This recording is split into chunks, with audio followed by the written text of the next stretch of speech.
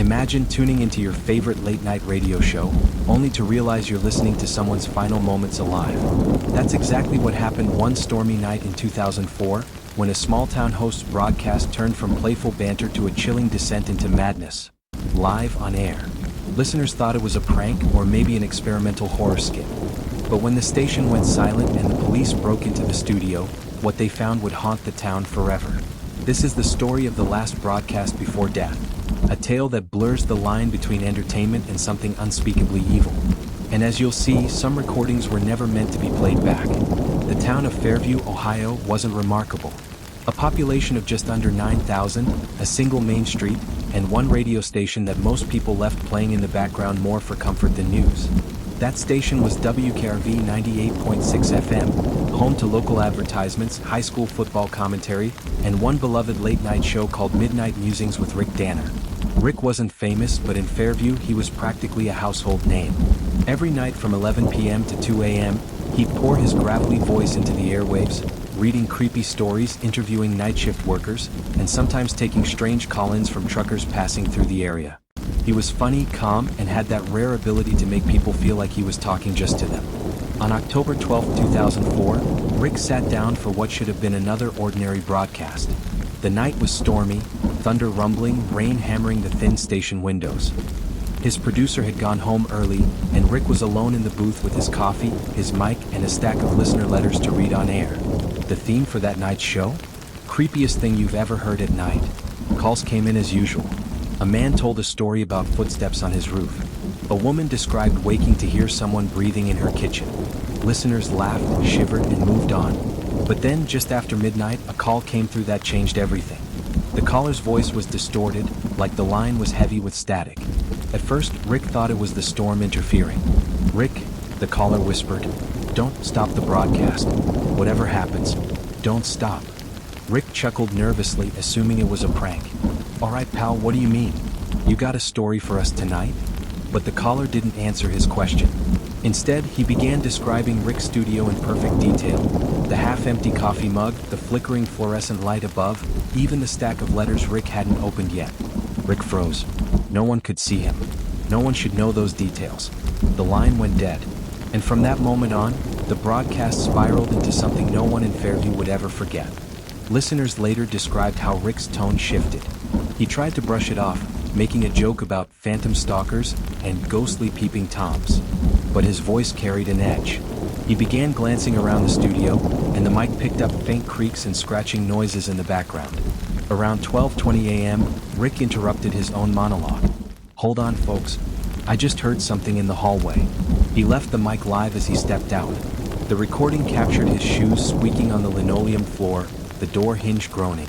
Silence for about 30 seconds. Then, faintly, a knock-knock-knock echoed through the broadcast. When Rick returned, he sounded shaken. "Okay, don't know what that was. Thought maybe someone else was here. But this place should be locked." Listeners flooded the station's phone lines, some urging him to leave, others insisting he keep going. Then, just before 1 a.m., the strange caller returned. This time, his voice was clearer, though still unnaturally low. "You shouldn't have left the booth, Rick?" Rick asked who he was. No response. Just breathing. Heavy, wet breathing. And then, another voice joined in. Rick's own voice. Perfectly mimicked. The air went electric. Some listeners swore their radios emitted high-pitched tones, while others reported hearing whispers under the broadcast. Voices that weren't Rick's repeating the same phrase, "Stay with us." At 1:30, the lights in Rick's studio flickered, and he began to panic live on air. "This isn't a joke anymore. Someone's in here with me. I can see movement outside the glass." But when police were later asked, the studio security cameras showed nothing. Still, the broadcast continued, Rick begging anyone to believe him. At 1:55 a.m., Rick's last words were captured. "It's in here. Oh God, it's..." A blood-curdling scream tore through the airwaves. Then static. When the morning crew arrived, they found the booth locked from the inside. The door had to be forced open.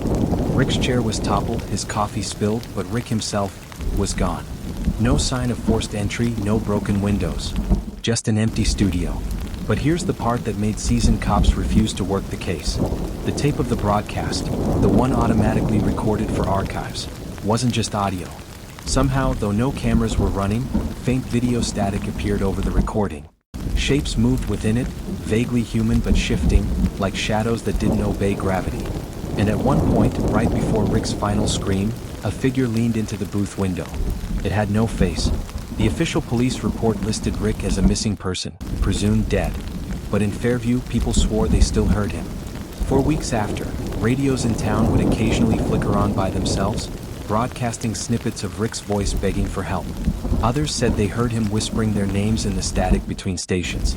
And one listener, a trucker who'd been passing through that night, later claimed he picked up WKRV hundreds of miles away, and Rick's voice told him not to return home.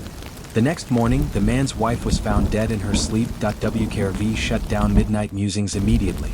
The booth was sealed, then dismantled. But employees reported strange things even in the new studio. Microphones turning on by themselves. Recordings filled with voices that no one had spoken. Fairview residents began calling it the last broadcast before death. Parents forbade kids from tuning in after midnight. Truckers avoided that frequency entirely. The strangest twist came a year later. A package arrived at the station addressed to WKRV staff. Inside was a CD labeled simply, October 12, 2005, 1 year later. When played, it was Rick's voice, calm, casual, even cheerful. "Good evening, folks," it began. "This is Rick Danner, and you're listening to Midnight Musings. I told you I wouldn't stop the broadcast, didn't I?" The CD ended abruptly. Police tried tracing the package. No fingerprints, no return address. The disc itself was unmarked, with no signs of professional production. And the creepiest part? On the day the CD was delivered, Rick's wife swore she heard his voice on their old answering machine. He left a message saying, "I'll be home soon," but he never returned. To this day, some locals claim if you tune your radio to 98.6 FM on October 12th at exactly midnight, you'll hear that final broadcast. And if you don't turn it off before 2 a.m., you won't live to hear the morning news. Imagine buying a fixer-upper for half the market price, only to realize the discount wasn't for the roof or wiring, it was for the hunger. I don't mean rats or termites or the crawlspace mold everyone warned me about. I mean the way the hall got longer when I walked it alone, how the pantry had a draft even with the door shut, and how a contractor went down into the basement and didn't come back up. People say houses settle. This one swallowed. I've got documents, permits, voicemail recordings, even a city inspector on tape telling me, leave it to the professionals. That guy isn't answering his phone anymore. I'm going to tell you what it's like to live in a house that eats people, how it chooses them, how it hides them, and how it tried to make me dessert. I was 34, recently divorced, with a credit score resurrected through caffeine and overtime. The listing read like bait, 1911 Craftsman. Needs TLC. Cash or hard money only. 3 bedrooms, a wide porch wrapped in flaking green paint, and a yard that was basically an ankle-deep jungle of damp leaves and bottle caps. The price? Exactly the amount I had after paying my lawyer and selling my car for a clunker. It sat at 431 Bramble Street, an address that doesn't show up on some delivery apps. The realtor met me wearing the apologetic smile they save for people shopping alone. "It's got good bones," she said, then immediately added, "but you'll want to shore up the foundation." The porch slanted like a tired eyelid. A paper condemned notice was stapled half-torn to the doorframe, dated 9 months earlier, then crossed out with a second stamp, "Re-inspection scheduled." That was never followed by anything. Inside smelled like wet pennies and dust. The front room had a fireplace with a decorative tile surround. The tiles were hand-painted, little black trees, their roots curling into a grid like a spider web. The floorboards creaked in a way that made you feel judged for every step. The kitchen had no appliances and one window painted shut from the inside. The basement door was new compared to everything else. Steel core, 2 deadbolts. A padlock had been removed but left hanging as a keepsake. Why the new door? I asked. Previous owners, project, the realtor said. He was a collector. You know, salvage. Architectural salvage. Where is he now? Estate sale, she said all at once and with too much cheer. You'll sign an as-is waiver. The inspection report, what there was of it, mentioned subgrade shearing, elevated moisture, and an unmapped drain. The inspector hadn't gone into the basement because he didn't have a second person present, which is the kind of sentence that sounds like common sense until you remember most basements are just concrete and spiders. When I asked for city records, the clerk at Building and Safety gave me a folder thick with photocopies. The house had been moved here in 1932. from what used to be the Tannery District, back when Bramble Street was marshland crisscrossed by runoff channels and brick culverts no one uses anymore. The last document in the folder was a list of legacy features. A coal chute, a dumbwaiter shaft sealed at the top, a root cellar, a cistern. Is the cistern still active? I asked. The clerk shrugged. We don't map private wells after 47, he said. If it's down there, pump it or cap it. Or both. I should have walked away. Instead, I imagined before and after photos. I imagined sanding the oak banister back to honey, peeling off wallpaper to reveal secrets. You make these little movies in your head when you think the worst thing you'll fight is rot. I closed on a Friday. The locksmith changed the deadbolts before dinner. I ate pizza cross-legged on the bare living room floor and told myself the sound I kept hearing, soft like a distant dishwasher, was the radiators trying to remember how to be warm. I slept on an air mattress with my tool bag as a pillow like some pioneer in a model home, and I dreamed about water moving through pipes that weren't supposed to be connected to anything. On Saturday, Theo showed up. He was a friend of a friend, a contractor who knew old houses and owed me a favor after I helped him edit paperwork for his license renewal. You sure you want to do this? He asked, standing in the doorway like a man looking into a mouth. We can sister joist, jack the sill plate, but if the soil is moving underneath. I've got some savings, I said. And there's a cistern. Theo made a face. We'll need to find it. We started with the obvious. The kitchen floor felt hollow. Under the linoleum were tongue-and-groove boards softened by humidity into something like cardboard. Beneath that, when we pried up a plank, a cool draft rose like a polite hello. Theo? I asked. Subfloor void, he said. Could be the old dumbwaiter shaft runs under. Or tunnels. People love tunnels. Bootleggers. He tapped the board with his pry bar. The sound changed pitch a foot to the left. Hear that? Big space. Basement. I said, but we hadn't opened the basement yet. Theo stood and wiped his hands. Let's stop guessing. We went to the steel core door. It opened on a stair that dove immediately into darkness, narrower than code, handrails sticky with varnish. That distant dishwasher sound got louder and steadier. Water? Theo said. I don't like that. I don't know why I said it like a joke, but I did. What if the house is, thirsty? Theo laughed even though the joke wasn't funny. The laughter didn't echo. Basements in old houses smell like whatever history forgot to take with it. This one smelled like sour clay and iron. The beam above the stair had nails driven in and then bent flat, like stitches closing a wound. My phone's flashlight hit the floor and glared back. A thin film of water covered most of it, rippling even though nothing dripped. Theo?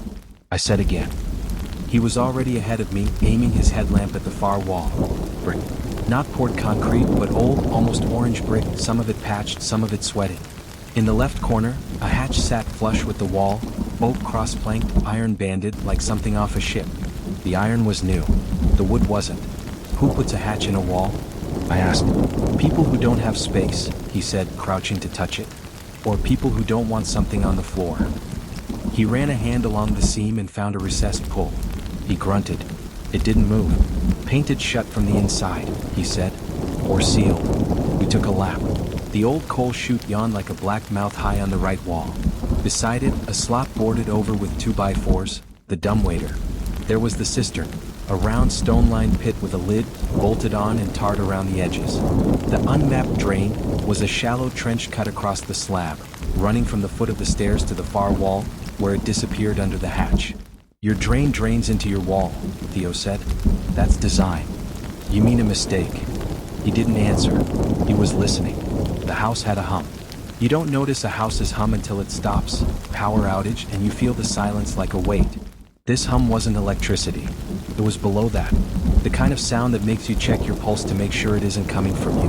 We marked the floor with tape where the trench disappeared and took measurements, but the numbers didn't make sense. The side wall measured 15 feet upstairs, 14 feet down here, but from the trench mark to the corner was 12 feet up and 8 feet down. I kept thinking we'd misread the tape, but we did it 3 times. Houses shift, Theo said, chewing the inside of his cheek. But walls don't move inside themselves. We went back up. The kitchen felt wrong, like it had leaned an inch while we were below. I opened the pantry to check the shelves and found a second door I hadn't noticed. Flush with the back, painted the same color as the wall. No handle, just a circle worn into the paint at shoulder height, like someone had pressed their head there. It wasn't there yesterday, or I was blind. What the hell? I said, and then my phone buzzed. Unknown number. I let it go to voicemail. I opened notes to jot down the measurements, and a new line appeared before I could type. Stop feeding it. I stared at the screen. Theo leaned over my shoulder. You typed that? No. Must be your iCloud. I shut the app. I don't even have iCloud. We needed air. We stood on the porch, breathing the smell of wet leaves and car exhaust until it mixed into something like normal. Across the street, a neighbor watched us, not bothering to pretend she wasn't. She was older, with a tight silver bun and the posture of someone who's already survived more than one winter. You moved in? She called. Trying to, I said. I'm Arif. Lula, she said. You hear it yet? Hear what? She nodded toward the house as if it were impolite to say its name. It eats when it rains. Theo's expression did a thing I didn't like. He smoothed it away with a laugh. Your gutters are clogged, man. Lula didn't laugh. You think I'm kidding? She said. I told the last man. I told the woman before him. I told Mr. Pell before that. I told the kid who sold scrap. They don't answer the door now. Or the phone. She paused. Don't go under the kitchen. And don't open the pantry if the house is humming. Back inside, we pretended to be rational men who live in a rational world. We pulled the stove line and traced copper like it was a maze that would eventually lead to treasure. Shut-off valves, a junction box, a dusty mouse skeleton. The pantry door, both of them were shut. The hum was louder. I turned on the bathroom tap just to hear normal water, and the pipes belched air. Theo's phone went off. Unknown number. He silenced it. Mine went off again. This time I answered. A woman spoke, breathless, like she'd been running. Don't feed it, she said. When it's hungry, it makes more doorways. Who is this? I asked. Claire, she said. I live there. I left at night with the lights off and my shoes around my neck because it likes the smell of leather. Stay upstairs. Don't open the pantry if the line clicked. Theo stared at me. Prank. How would she have my number? How would a house have a stomach? We decided to open the basement hatch. Not smart, not safe, but it felt like a rule. Fear grows in the places you haven't mapped. We brought a crowbar and a mallet and the stubborn belief that wood and iron obey. Back down the stairs, the water film on the floor had thickened. My boots left wakes. The hatch was colder than the air, wet with condensation, humming through the wood. We wedged the crowbar, levered, cursed, levered again. The seam gave with a sigh. The room exhaled something that smelled like old pond and freezer-burned meat. Theo lifted. The hatch door swung into the wall and stuck there as if magnetized. Behind it was not a cavity, not at first, but an earthen chute angled downward, bricks forming a throat lined with clay that had been smoothed by years of friction. The trench we taped fed directly into it. A trickle of water disappeared down the slope into darkness. Drain to where? I asked. Not to city, Theo said. Not with this pitch. It's not out, it's in. In what? He clicked his headlamp to the highest setting, pointed it down the chute, and whistled. The sound didn't come back. Then the hum rose a note, and the water at our feet pulled, not just flowed, pulled, toward the chute, thin streams forming and gathering like threads spun into yarn. The film turned to a current we could feel against our boots. Theo grabbed my arm. Up, he said. Now. We backed to the stairs. The current didn't rush like a drain. It convinced. It leaned on the ankles. My phone buzzed again in my pocket, an alert I didn't check. The hatch lip shivered. The wood was vibrating. On the second step, something moved in the dumbwaiter slot. A board flexed outward as if something behind it had taken a long, slow breath. Nails creaked. The house hummed like a throat clearing itself. Go, Theo said, pushing me up. I've got it. We made it to the kitchen.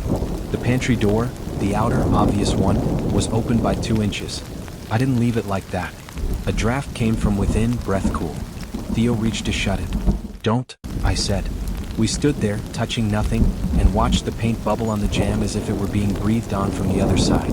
The hum relented by half. The dishwasher sound clicked to a rhythm the body recognizes even when the ears deny it. Swallowing. Get your bag, Theo said. We're coming back with a pump and we're calling the city too. He searched for a not insane word, to cap the cistern and abate the drainage. He went down 2 steps and stopped. A wet sound came from below like a hand slapping stone. He thought better of it. Tomorrow morning, he said. In daylight. He put his hand on the kitchen wall as if reassuring it. The plaster felt warm through the paint. We left the house humming to itself. Outside, the rain beat the porch roof like fingers drumming a table. Lula's window lit as if she'd been watching and turned off the lamp too late. "You heard it," she called, not quite a question. "We'll fix drainage," Theo said. Lula shook her head. "Feed it once," she said, "and it remembers your weight." I slept at a motel. Morning doesn't make monsters go away, it just lets you see the tracks they left. Back at the house, we found the kitchen floor drier but bowed. The pantry door, the flush, hidden one, now had a faint outline where the panel met the wall, like a healed scar raised under skin. Theo stared at it and swore softly. "That wasn't there," he said. "Not like that." We decided on a plan that pretended engineering could fix hunger. Isolate, pump, cap, fill. Isolate the cistern from the rest. Pump the water out, cap the pit with concrete. Fill the trench with hydraulic cement so the house couldn't drink. Theo went to get the pump. I called the city. The clerk who answered put me on hold, then transferred me twice. A third voice finally came on, flat and tired. "Building and safety. This is about 431 Bramble," I said. "Unmapped drain, active cistern. We need an emergency inspection." Silence. Paper shuffling. "You owner-occupant?" "Yes." A sigh, as if I were a child insisting the stove was hot because it burned me. "We don't do emergency on private drainage." "It's pulling water in," I said. "Not out."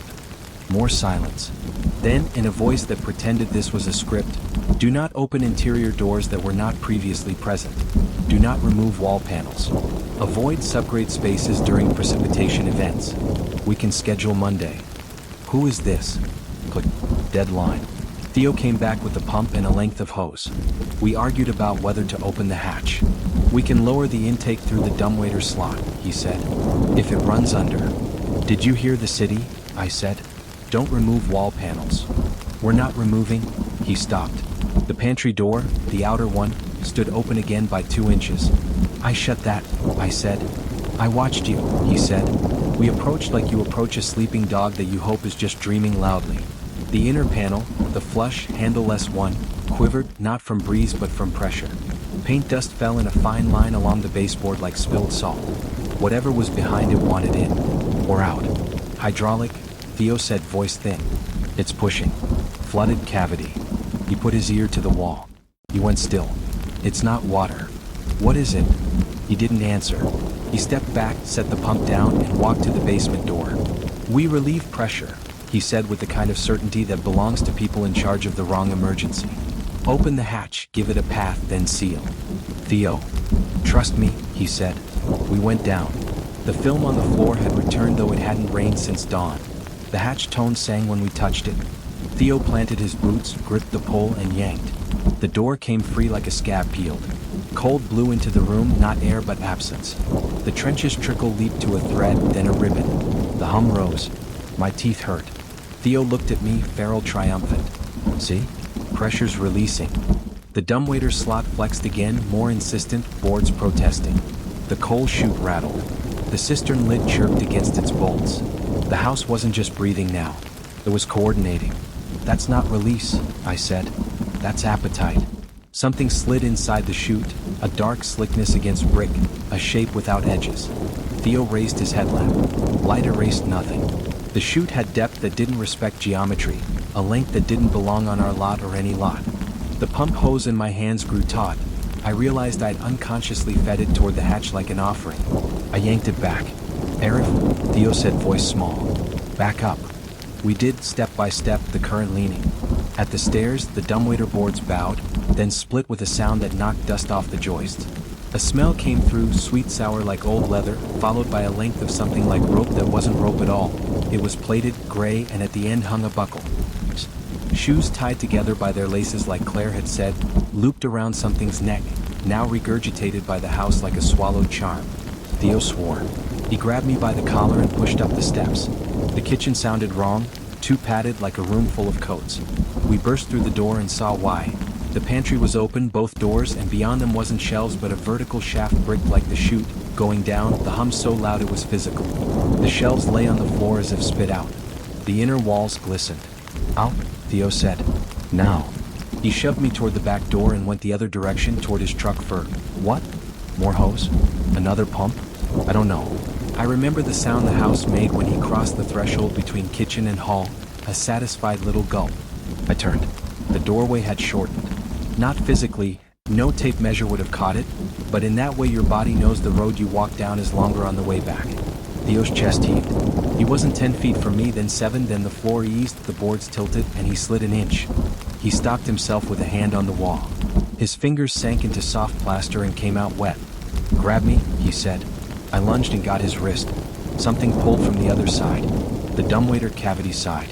The pantry shaft hummed. The hatch below whistled like a kettle when the lid dances. Theo's expression did the math, the leverage, the friction. He shook his head, not in despair, but in apology. "Let go," I said. "Not a chance," he said. The house made the decision for us. The floor buckled. The nails screamed. The boards came apart like zipper teeth. Theo's boots lost purchase. For a second that will replay on the backs of my eyelids forever, we hung in perfect balance. Me leaning backward like a water skier, Theo forward toward a mouth. Then the angle broke. He slid. My grip burned. Our fingers failed the way human parts do when asked for more than they have. He fell, not down exactly but in. The pantry shaft accepted him, swallowed to the hips, to the shoulders. He didn't scream. He said my name like a sentence with the words in the wrong order. I dug my heels in. The house pulled like a lazy tide. He went under. There was no splash. There was a closing. The hum dropped a fifth, satisfied. There is a part after emergency when your body acts without your permission. I found myself outside on the porch, rain starting again, my phone already in my hand. I called 911. I said words that didn't match. My friend. The house. I gave the address. He fell, I said, and then it ate him, and then I said nothing for a while. Police came. Fire came. They don't arrest houses. They taped the doorway and went in pairs. Their boots made noises that tried to be brave. The pantry was now shelves again, ordinary as a lie. The basement hatch was shut. The dumbwaiter boards were a little more cracked but still there. One firefighter, a woman with a scar along her knuckle, looked at me in a way that told me she'd seen rooms that refused to show what they'd just done. "People hide," she said gently. "Sometimes they fall into crawl spaces." "Crawl spaces don't hum," I said. They brought dogs. The dogs didn't want to go in. One finally did, a big shepherd with the face of a child's drawing of a dog. It put a paw on the top stair and whined, not at the basement but at the pantry. It backed away, tail down, and sat with its haunches pressed to the front door like it had located the border of a territory it would not cross. The city inspector showed up around dusk, Gresham, the man with the flat voice from the phone.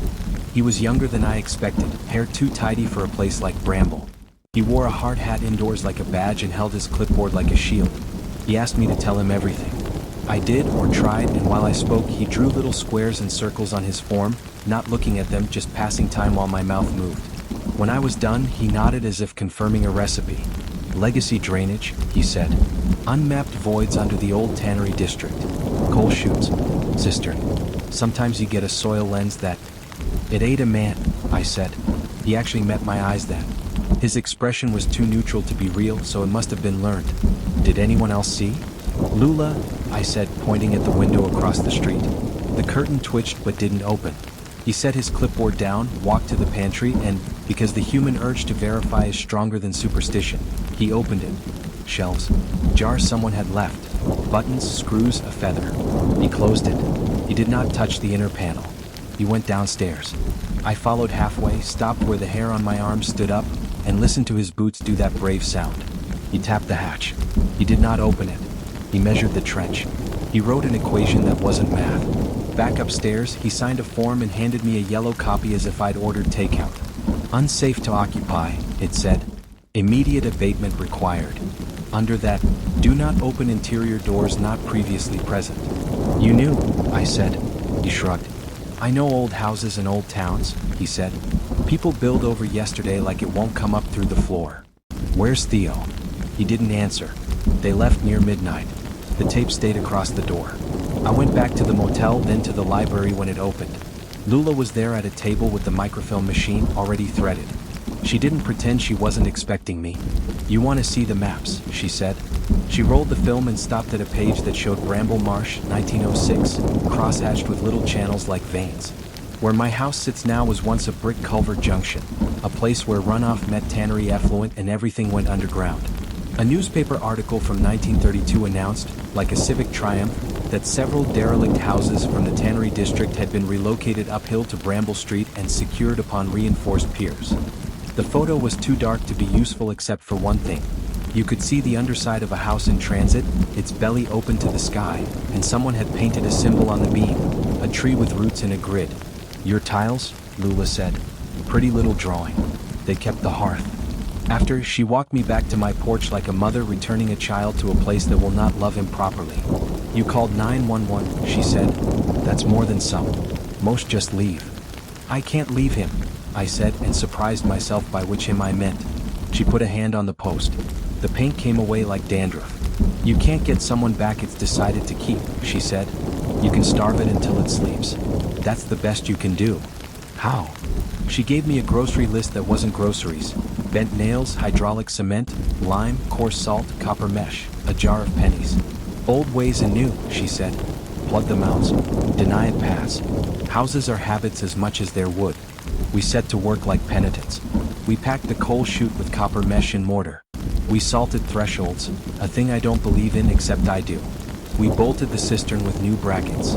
We poured hydraulic cement into the trench until it coughed gray spit and hardened. We ran fans and dehumidifiers until the hum lost its bottom note and became, for a little while, just a sound. The pantry panel still quivered some nights. We didn't open it. I slept in Lula's spare room and pretended I didn't hear the house swallow when the rain started. On Monday, Gresham came back with 2 men from a subcontractor whose business card didn't quite have a name. They cut a square out of the basement slab near the hatch and lowered a camera on a cable. The screen showed brick, then clay, then not brick, not clay, something like a wet throat. The cable twitched. Gresham's face did a thing and then smoothed again. He ordered them to pull up. The camera came back with cobwebs that weren't webs. He told me very calmly that he'd fast-track a grant for decommissioning legacy systems. He kept saying systems, as if naming them made them human-made. That night, someone left a package on my porch. No return address, just like the house's previous gifts. Inside was a set of keys on a ring and a folded page from a permit application. The signature at the bottom was Claire.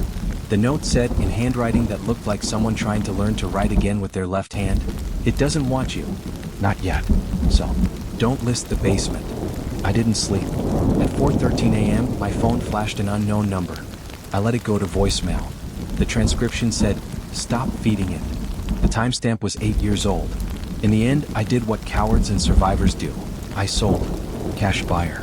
Out-of-town LLC with a mailbox for an office and a name that sounded like a medicine. Bramble Capital Partners. They waived inspection.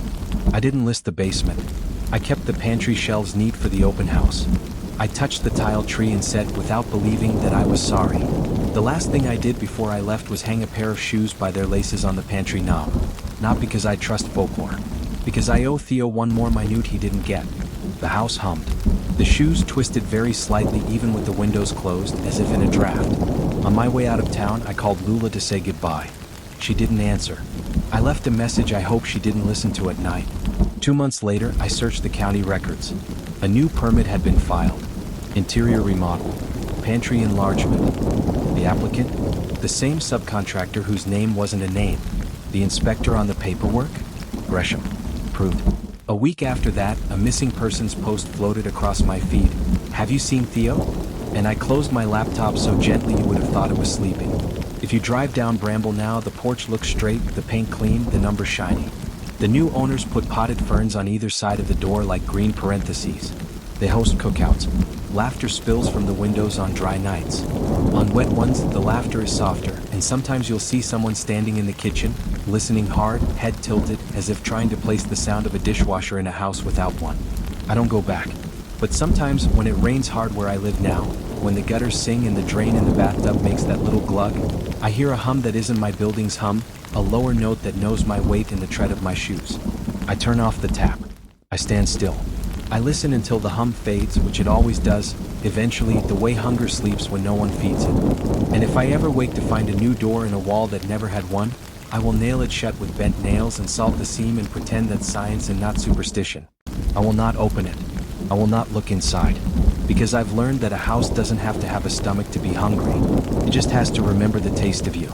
New parents get used to strange noises, phantom cries in the shower, pipes that sound like colicky ghosts. But the first time the baby monitor whispered my wife's name, the voice used a tone I'd only ever heard her mother use, the one with 3 gentle taps at the end of a sentence. Lena, don't come in yet. We were on the couch, the monitor on the coffee table, our daughter asleep upstairs. Lena sat up. Did you just... The monitor whispered again, lower, urgent. Don't come in yet. It wants you to knock. I muted the TV. The app showed the usual gray-green crib, a breathing mountain of sleep sack and cheeks. No movement. No one in the room. We stared at each other, and then the monitor, and then each other again. We didn't go in. We should have. We moved into Unit 4B of the Honeywell Arms a week before our daughter was born. It was a red brick post-war block with thin walls, hissing radiators, and the persistent smell of someone else's dinner. The superintendent, a jovial man named Mr. Pike, met us with a ring of keys and a handful of advice. Bleed the rads in October, shove a towel along the back hallway door when the north wind kicks, and never, ever put your stroller in the fire stair. Our daughter arrived during the first cold snap. Aya, 7 pounds and a small sound like paper when she breathed. Sleep consultants didn't explain the way the clock stops when the color drains from a newborn's face for a half second and then returns like a mercy. Every object in the nursery had been chosen to be quiet. Blackout curtains, felt books, socks on the bottom of the rocking chair. I am an audio engineer by trade. Weddings, podcasts, and a small studio I rent by the hour, and I took pride in our signal chain. We had 2 monitors, a DCT audio-only unit with an analog fallback for when the building Wi-Fi died, and a Wi-Fi camera with a secure app and end-to-end encryption, or so the marketing said. The monitor sat on Aya's dresser, pointed down toward the crib. The DCT base lived on the bookshelf, its antenna tidy, its link light a gentle, parental blue. The first weeks blended into one long night with snacks. We learned a language of breaths, the squeak before a burp, the occasional gasp of a dream. We muted the video monitor at midnight, kept the audio one on, and developed rituals. At 2 o'clock, if she stirred, I went in with water on the radiator to humidify the room. At 4 o'clock, Lena nursed. At 5:30, the city began to hum. The first whisper happened on a Wednesday. We'd finally gotten Aya down after she decided the ceiling fan was a predator. Lena leaned into the couch cushions and exhaled in a way that sounded like surrender.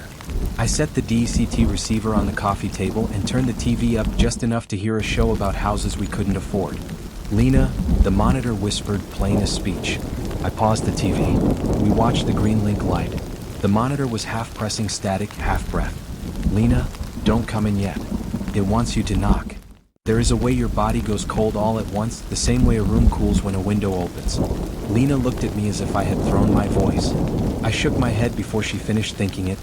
I took the stairs 2 at a time. The app showed everything it always showed. Crib, mobile, the soft blur of our daughter's belly breath. The room smelled like warm milk. I put my hand above her mouth for that mean little verification that she was pulling air. She was. Back on the couch, Lena showed me her phone. The app's log had a new line, 2-way talk, on for 3 seconds. We hadn't pressed it. The 2-way talk setting was disabled. I had disabled it myself, paranoid about stories of strangers telling kids to wake their parents. I changed the Wi-Fi password. I changed the monitor password. I changed the router admin credentials and the name broadcast on the 2.4 GHz band.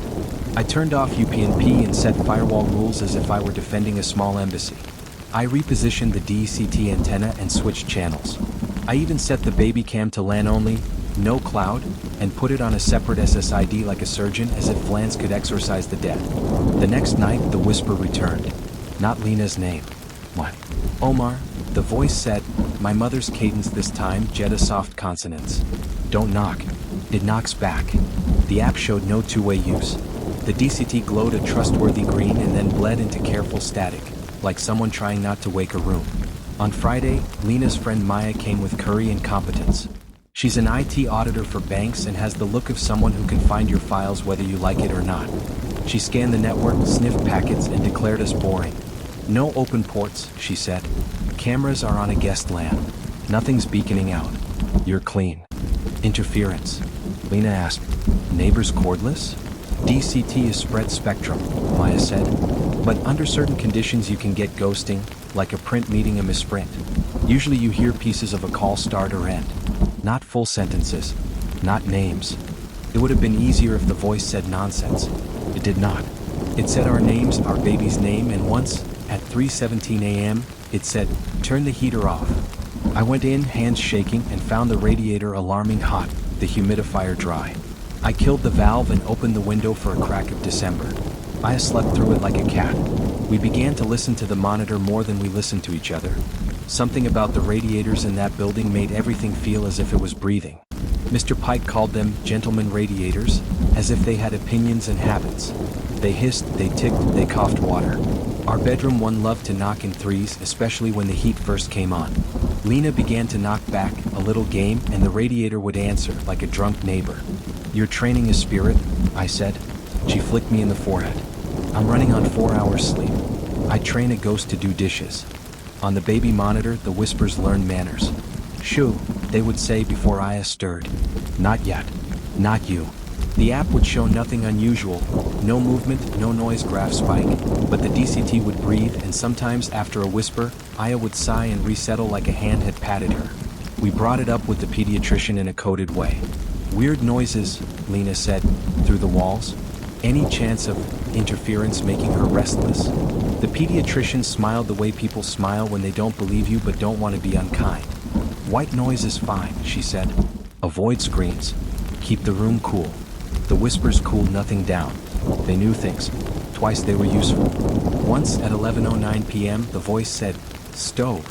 I went to the kitchen, annoyed, and found a burner still on under a forgotten tea kettle, the handle beginning to discolor. At 4:52 a.m. the voice said, "Window," and I found the nursery sash had slipped open a fraction in the cold and was frosting the crib bars. I shut it and told the hole in my chest to stop widening. Because they helped, we forgave them. On a Saturday in January, Maya brought us an old analog baby monitor from her mother's house, as if the 1990s could purify anything. "No encryption to break because there's nothing to hack," she said. "No internet. Just radio. If you hear it on this, it's RF weirdness or it's you." We plugged in the analog and set it next to the DCT receiver. The old unit was an ugly beige with a red LED that bled in cardboard waves across the ceiling. We leaned back and tried to watch a movie about a haunted lighthouse because apparently we hate ourselves. At 12:13 a.m., the analog hiss sharpened like a curtain gathering and a woman's voice said, grainy but clear, "3 knocks means wait." Lena squeezed my hand. We didn't speak. The DCT unit, a foot away, remained quiet. The analog went on, explaining things like a friend telling you how to put a baby to sleep. "Door open a hand's width," it said. "No singing. Not tonight." "Who are you?"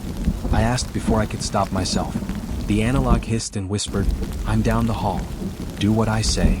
I went down the hall. Honeywell Arms hallways are long enough to make you think about how many doors belong to other lives. The sconces hummed and one flickered, so of course we live in a cliché. Halfway to the elevator is a glass pane with chicken wire you can push open for the fire stairs. The pane had 3 little chalk lines on the sill, like someone had been keeping score.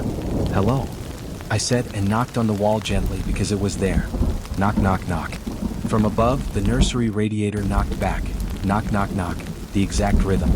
Then the analog monitor on the coffee table whispered, "Not you." Lena was already on her feet when I came back. "We should move the crib," she said, an idea she'd had and dismissed twice before. Away from the radiator, away from the vent. We moved it at 1 in the morning, 2 sleep-drunk people dragging furniture with the blind caution of burglars. The crib now sat on the interior wall, far from the window, far from the radiator. The camera angle changed, the app redrew the outline, and the sleep-sacked mountain breathed. At 3:17 a.m., the time the monitor favored, Aya's cry cut the air in a single clean note and then stopped, like something had pinched it off. The app did not show her moving. The DCT stayed green. The analog whispered, "Shoo." Lena started down the hall.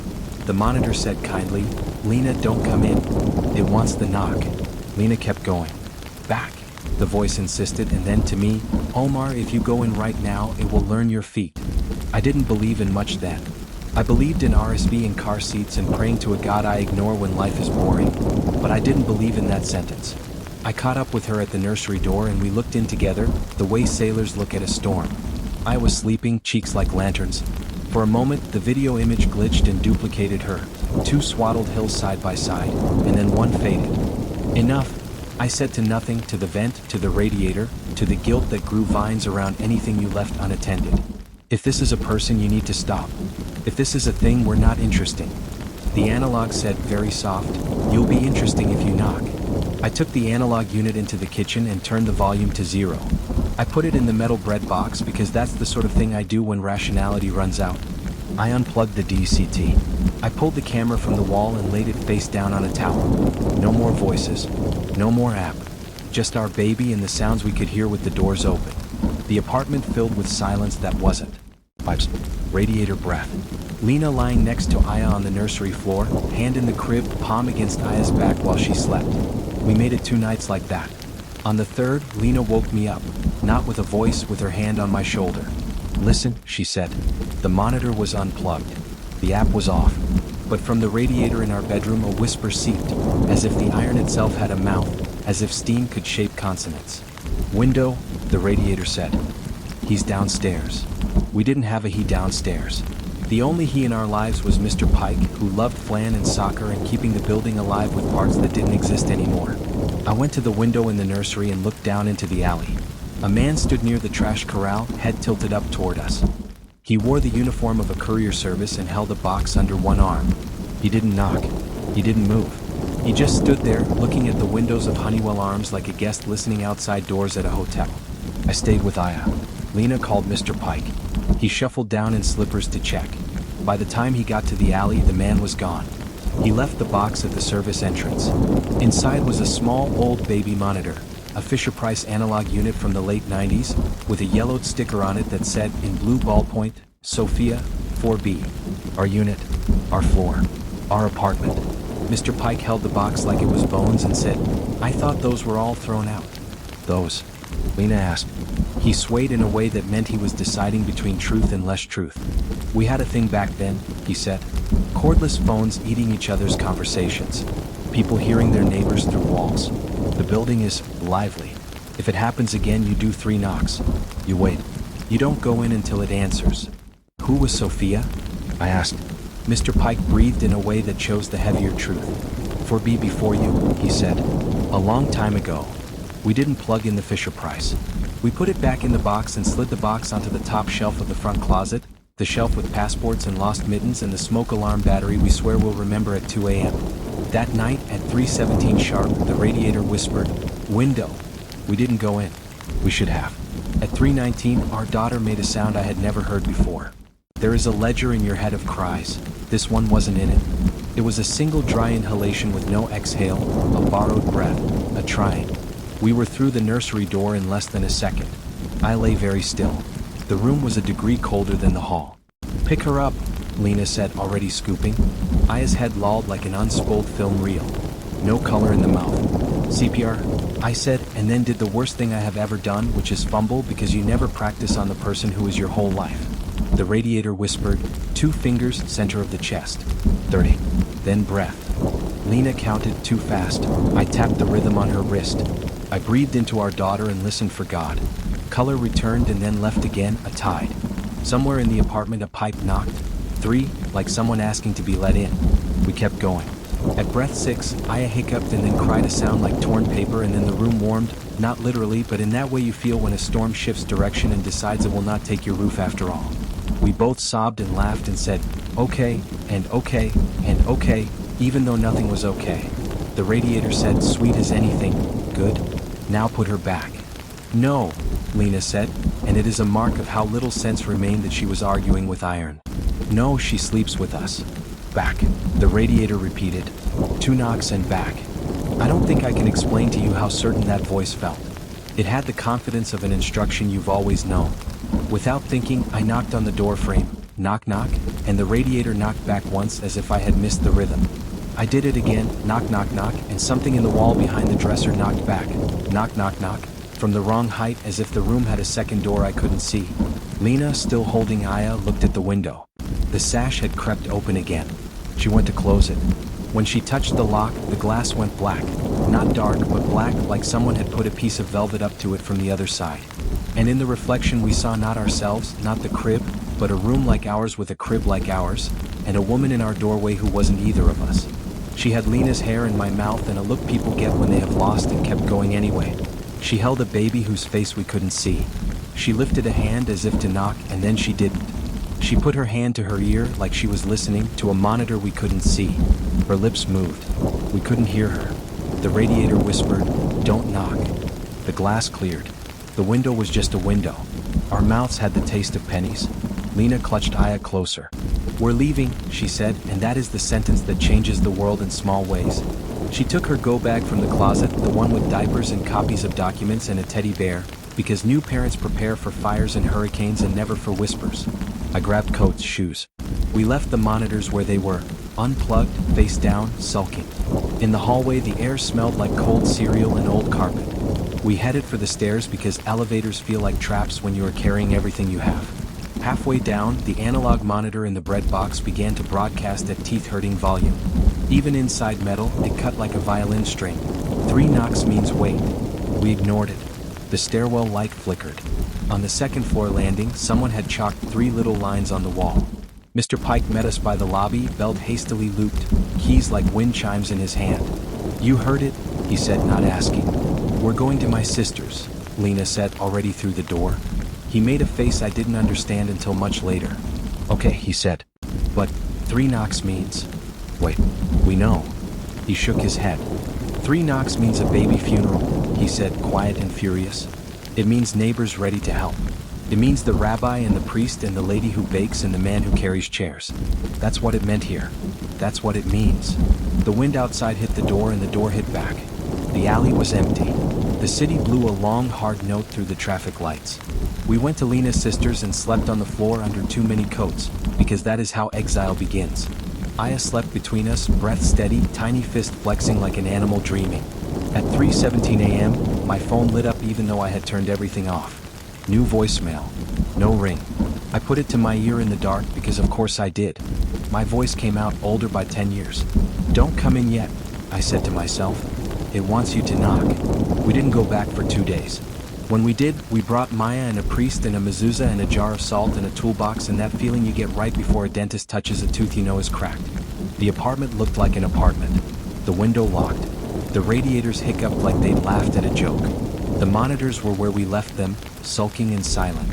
Maya opened the bread box like it might bite and took out the analog unit. She put in fresh batteries from a blister pack she had purchased on the way soldiers reload before stepping into a room. She set the volume to low and placed the unit on the nursery floor. The priest, who had baptized 2 of our friends' babies and will likely baptize their dog for a fee, stood by the door and muttered Latin the way one does at plumbing.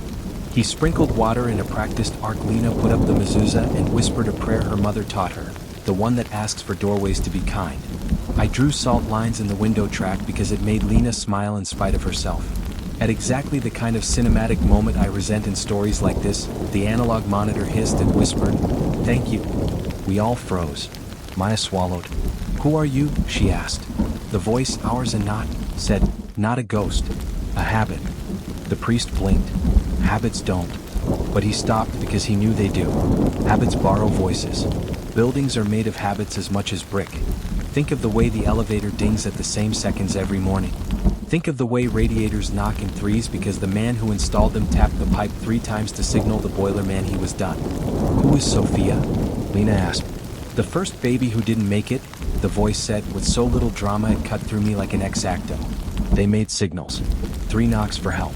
1 knock for asleep. 2 for hungry. It worked. Then it worked too well. You knock now because of them, even if you don't know why. Lena's eyes filled and then emptied because there were no tears left. "Are you telling us to knock or not to knock?" The voice sounded like rust and like wind and like my mother and like a woman we had not yet become. "I am telling you the building learned to listen. It loves certainty. If you knock, it knows what you will do next. It lines up the pieces. It opens and closes. Don't teach it your rhythm." I wanted this to be simple. A ghost asking for a thing, a thread to pull, a ritual to follow. Instead it was a practice, small and continuous, like brushing your teeth wrong for years and learning you have to do it a new way or lose them. We stopped knocking. We moved the crib again. We put felt under the radiator feet and bled the air and wrapped the supply with fiberglass as if warmth is a negotiation. I taped the Fisher-Price box shut and put it in the building's basement storage cage, and then I moved it to Mr. Pike's office because I didn't trust the cage. He nodded like he'd expected that. In February, we found a folded piece of paper slid under our door. No envelope. In blue ballpoint, neat, a hand that had practiced. It read, 3 knocks meant we were ready to carry. I'm glad you are not. Are. Lena asked Mr. Pike about our. He said, Ruth, and then, Sophia's mother, and then, she moved to Florida, all in the same tone people use for weather. I learned to roll in March and to sit in April and to laugh in May. We used the monitors in the afternoon sometimes, the way you use training wheels long after you know how to balance, knowing that if you take them off you will wobble and if you leave them on you will never be sleek. The whispers didn't stop, not entirely. We heard window twice more and once stove, and each time there was a reason. We never heard our names again. On the anniversary of the night we ran, I was up late editing a podcast about a man who talked to birds because sleep is for people with fewer files. The nursery door was open a hand's width. The radiator in our room hummed a contented single note like an old fridge. My phone lit. New voicemail. No ring. It was me again, older again, and he sounded tired and certain, a tone I recognized from men who have carried strollers up a lot of stairs. Don't come in yet, he said. It wants you to knock. I saved the message not because it told me anything new, but because sometimes you keep a thing that scared you as proof that you survived it. When Maya heard it later, she didn't ask how. She just nodded like a technician marking a timestamp in a long, strange tape. We still live in Honeywell Arms. We know our neighbors now, the woman who bakes, the man who carries chairs, the rabbi and the priest. When a new couple moved into Unit 2C with a new baby and a newer monitor, Lena brought them soup and said, if you ever hear 3 knocks in the night, text me and I'll come sit with you. She did not tell them what 3 knocks used to mean. She told them what it means now.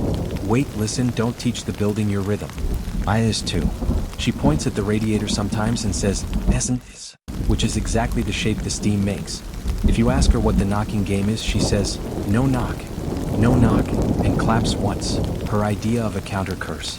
Sometimes, on very cold nights when the pipes sing and the hallway feels longer than it should, we hear the faintest whisper in the vents. It is never a name anymore. It is instructions. It is memory performing itself. It is a habit correcting a bad habit. Window, it might say. Or humidifier.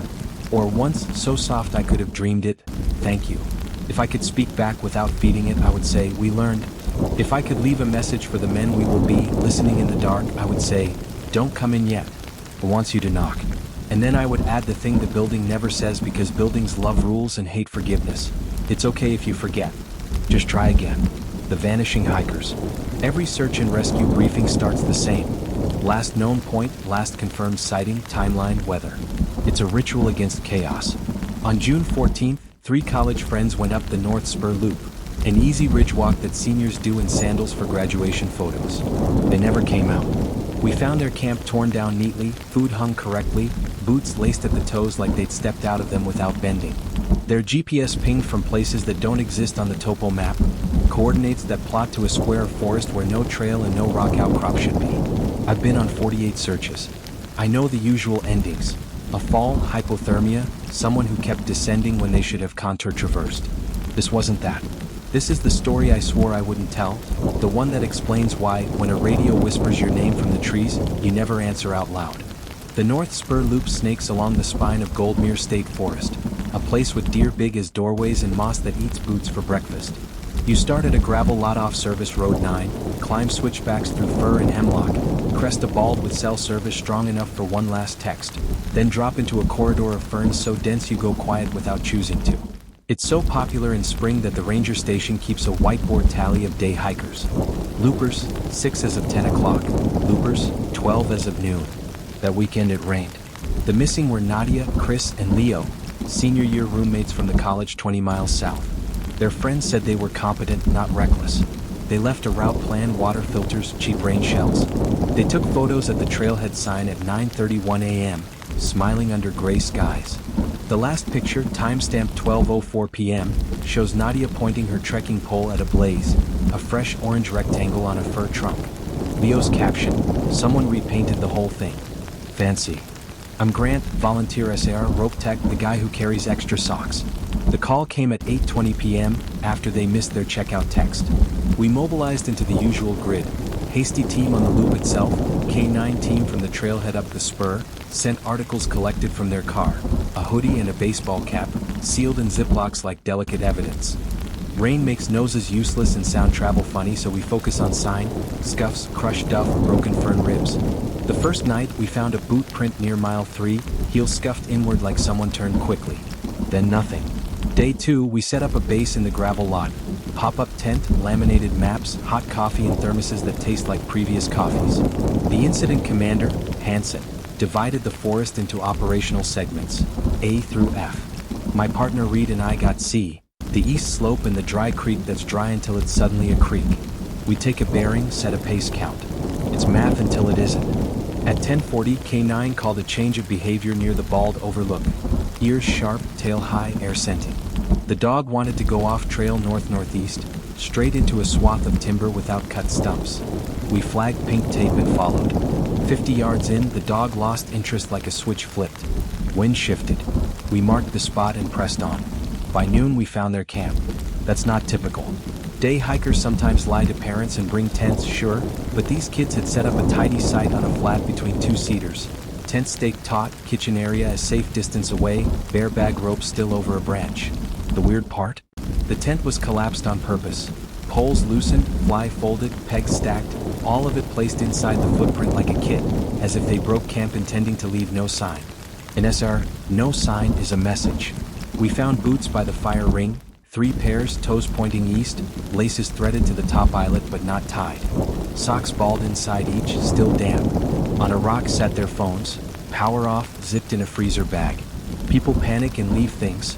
They don't line them up like inventory. Why no shoes? Reed asked. Blisters. I said, but it felt wrong. The ground beyond camp showed bare footprints that were weirdly clean. No toe splay, no edge crumble, like they stepped carefully.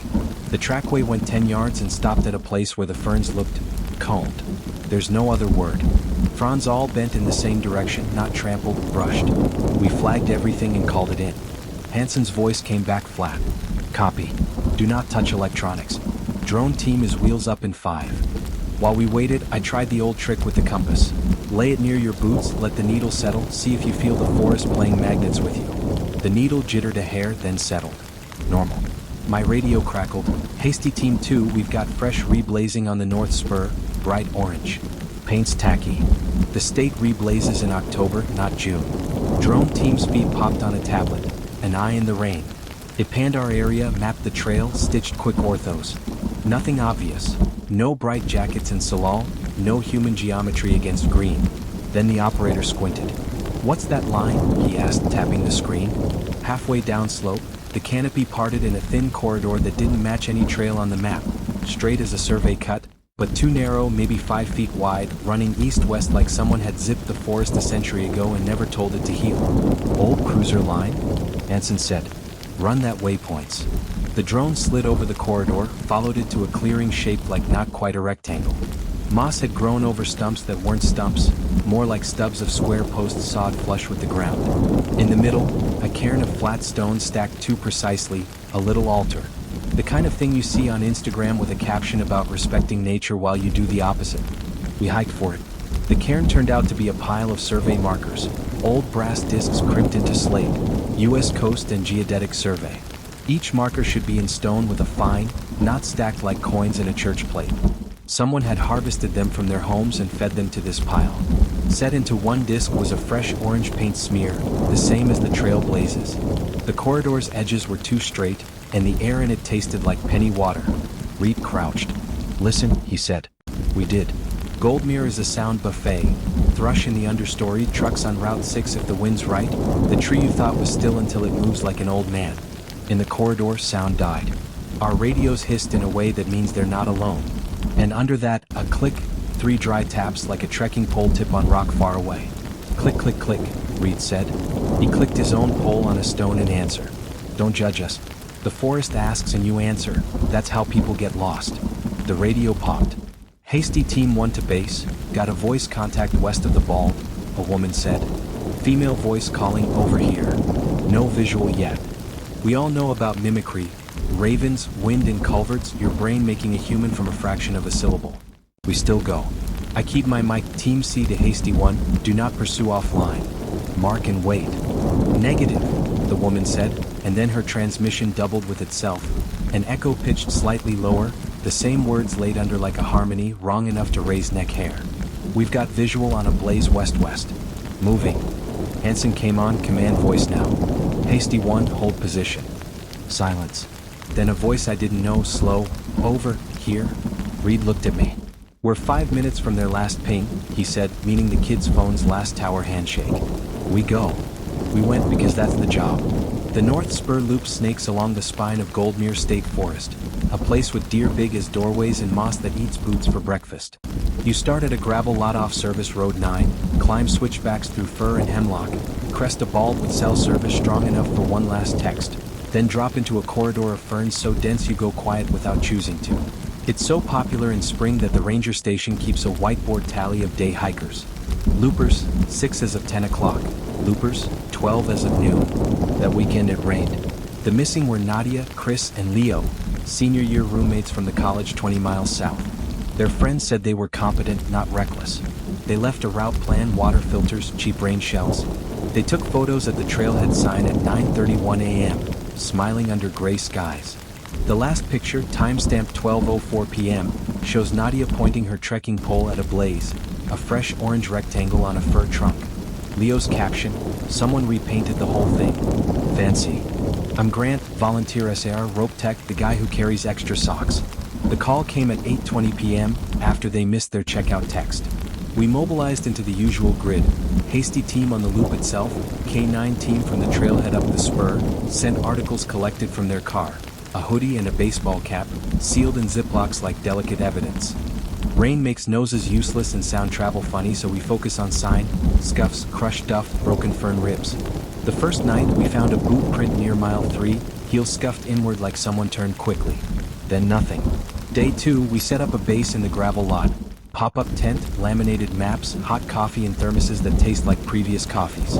The incident commander, Hansen, divided the forest into operational segments, A through F. My partner Reed and I got C, the east slope and the dry creek that's dry until it's suddenly a creek. We take a bearing, set a pace count. It's math until it isn't. At 10:40, K9 called a change of behavior near the bald overlook. Ears sharp, tail high, air scenting. The dog wanted to go off trail north-northeast, straight into a swath of timber without cut stumps. We flagged pink tape and followed. 50 yards in, the dog lost interest like a switch flipped. Wind shifted. We marked the spot and pressed on. By noon, we found their camp. That's not typical. Day hikers sometimes lie to parents and bring tents, sure, but these kids had set up a tidy site on a flat between two cedars. Tent staked taut, kitchen area a safe distance away, bare bag rope still over a branch. The weird part? The tent was collapsed on purpose. Poles loosened, fly folded, pegs stacked, all of it placed inside the footprint like a kit, as if they broke camp intending to leave no sign. In SR, no sign is a message. We found boots by the fire ring, 3 pairs, toes pointing east, laces threaded to the top eyelet but not tied. Socks balled inside each, still damp. On a rock sat their phones, power off, zipped in a freezer bag. People panic and leave things. They don't line them up like inventory. Why no shoes? Reed asked. Blisters. I said, but it felt wrong. The ground beyond camp showed barefoot prints that were weirdly clean. No toe splay, no edge crumble, like they stepped carefully. The trackway went 10 yards and stopped at a place where the ferns looked combed. There's no other word. Fronds all bent in the same direction, not trampled, brushed. We flagged everything and called it in. Hansen's voice came back flat. Copy. Do not touch electronics. Drone team is wheels up in 5. While we waited, I tried the old trick with the compass. Lay it near your boots, let the needle settle, see if you feel the forest playing magnets with you. The needle jittered a hair, then settled. Normal. My radio crackled. Hasty Team 2, we've got fresh reblazing on the North Spur, bright orange. Paint's tacky. The state reblazes in October, not June. Drone team's feet popped on a tablet, an eye in the rain. It panned our area, mapped the trail, stitched quick orthos. Nothing obvious. No bright jackets in Salal, no human geometry against green. Then the operator squinted. What's that line? He asked, tapping the screen. Halfway downslope, the canopy parted in a thin corridor that didn't match any trail on the map. Straight as a survey cut, but too narrow, maybe 5 feet wide, running east-west like someone had zipped the forest a century ago and never told it to heal. Old cruiser line? Hansen said. Run that waypoints. The drone slid over the corridor, followed it to a clearing shaped like not quite a rectangle. Moss had grown over stumps that weren't stumps, more like stubs of square posts sawed flush with the ground. In the middle, a cairn of flat stones stacked too precisely, a little altar. The kind of thing you see on Instagram with a caption about respecting nature while you do the opposite. We hiked for it. The cairn turned out to be a pile of survey markers, old brass discs crimped into slate, U.S. Coast and Geodetic Survey. Each marker should be in stone with a fine, not stacked like coins in a church plate. Someone had harvested them from their homes and fed them to this pile. Set into one disc was a fresh orange paint smear, the same as the trail blazes. The corridor's edges were too straight, and the air in it tasted like penny water. Reed crouched. "Listen," he said. We did. Goldmere is a sound buffet. Thrush in the understory, trucks on Route 6 if the wind's right. The tree you thought was still until it moves like an old man. In the corridor, sound died. Our radios hissed in a way that means they're not alone. And under that, a click, 3 dry taps like a trekking pole tip on rock far away. "Click, click, click," Reed said. He clicked his own pole on a stone in answer. "Don't judge us. The forest asks and you answer. That's how people get lost." The radio popped. "Hasty Team 1 to base, got a voice contact west of the bald," a woman said. Female voice calling over here. No visual yet. We all know about mimicry. Ravens, wind and culverts, your brain making a human from a fraction of a syllable. We still go. I keep my mic. Team C to Hasty 1, do not pursue offline. Mark and wait. "Negative," the woman said, and then her transmission doubled with itself. An echo pitched slightly lower, the same words laid under like a harmony, wrong enough to raise neck hair. "We've got visual on a blaze west-west. Moving." Hansen came on, command voice now. "Hasty 1, hold position." Silence. Then a voice I didn't know, slow, "Over, here?" Reed looked at me. "We're 5 minutes from their last ping," he said, meaning the kid's phone's last tower handshake. "We go." We went because that's the job. They teach us the map is not the territory and the territory doesn't care about your map.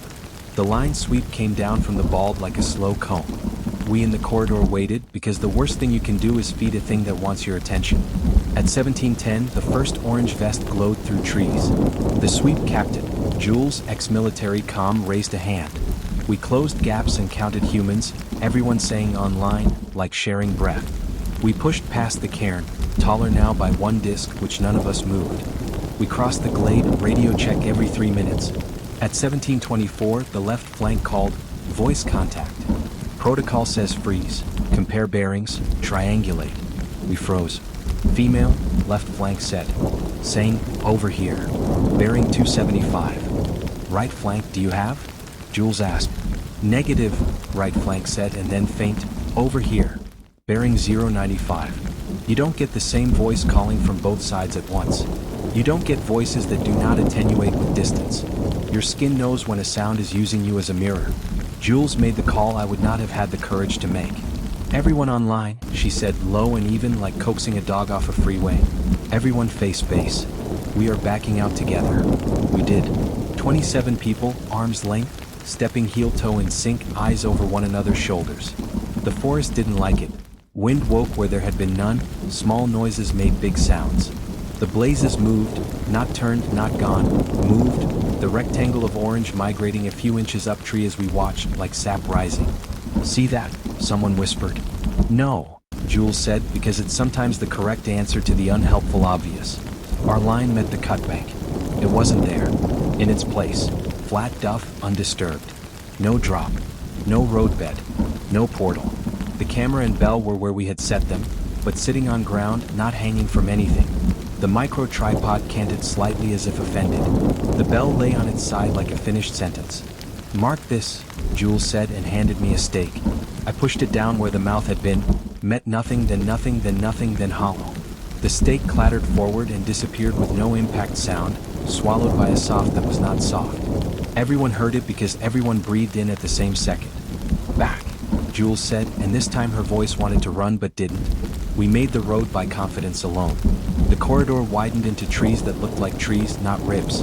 At base, people found things to do with their hands.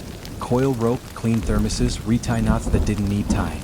We messaged state and then we didn't send. We made a plan to do the plan tomorrow morning.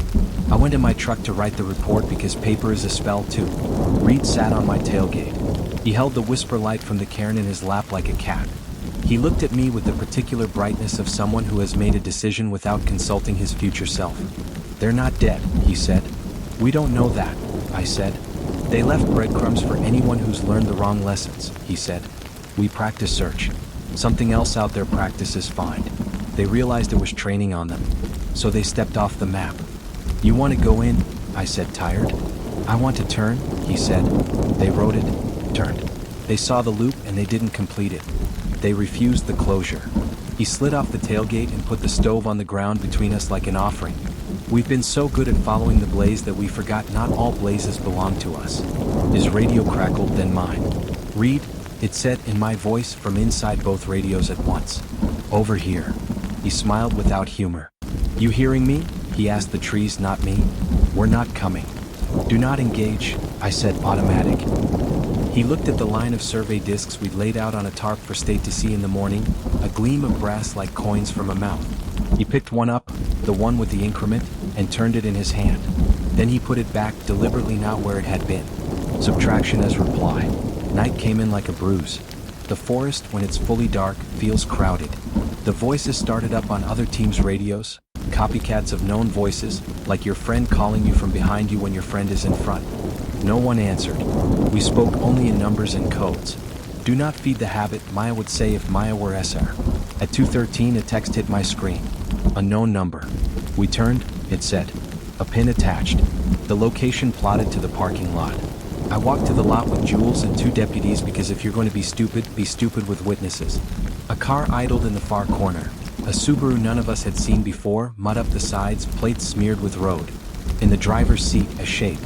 My chest made the bear's heart thud. It was Mr. Pike, the Honeywell Arms super from another life.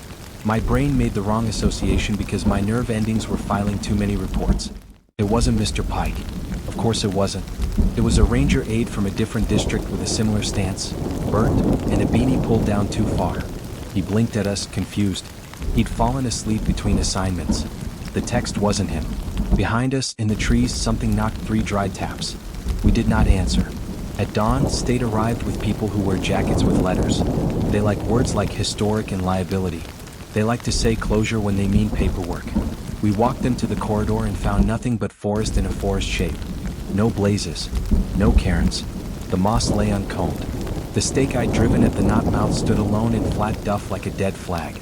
On the way back, near the bald, a grandmother passed us with a kid in a raincoat and a dog that looked like a small bear. Trail closed, she asked, polite but already judging. Just the spur, Hansen said. Windfall hazard. Shame, she said. They've done such nice work with the blazes. We stopped. What did you say? The paint, she said, pointing with her chin. On the main loop, cheerful orange rectangles shone on every fourth tree like a parade. We don't paint that often. We don't paint that straight. We stood and watched 10 hikers in athleisure follow the bright like ducks behind a bread truck. State put up tape. People ducked it. The forest is public, the public is stubborn. We moved to the bald and started intercepting, redirecting, being the killjoys we get to be when someone's safety wants a chaperone. 3 days later, Nadia's mother got a postcard from a town 600 miles north. A real card with a picture of a lighthouse and the words "Wish you were here" embossed. The message on the back, in block print that could have been anyone's, said, "We turned.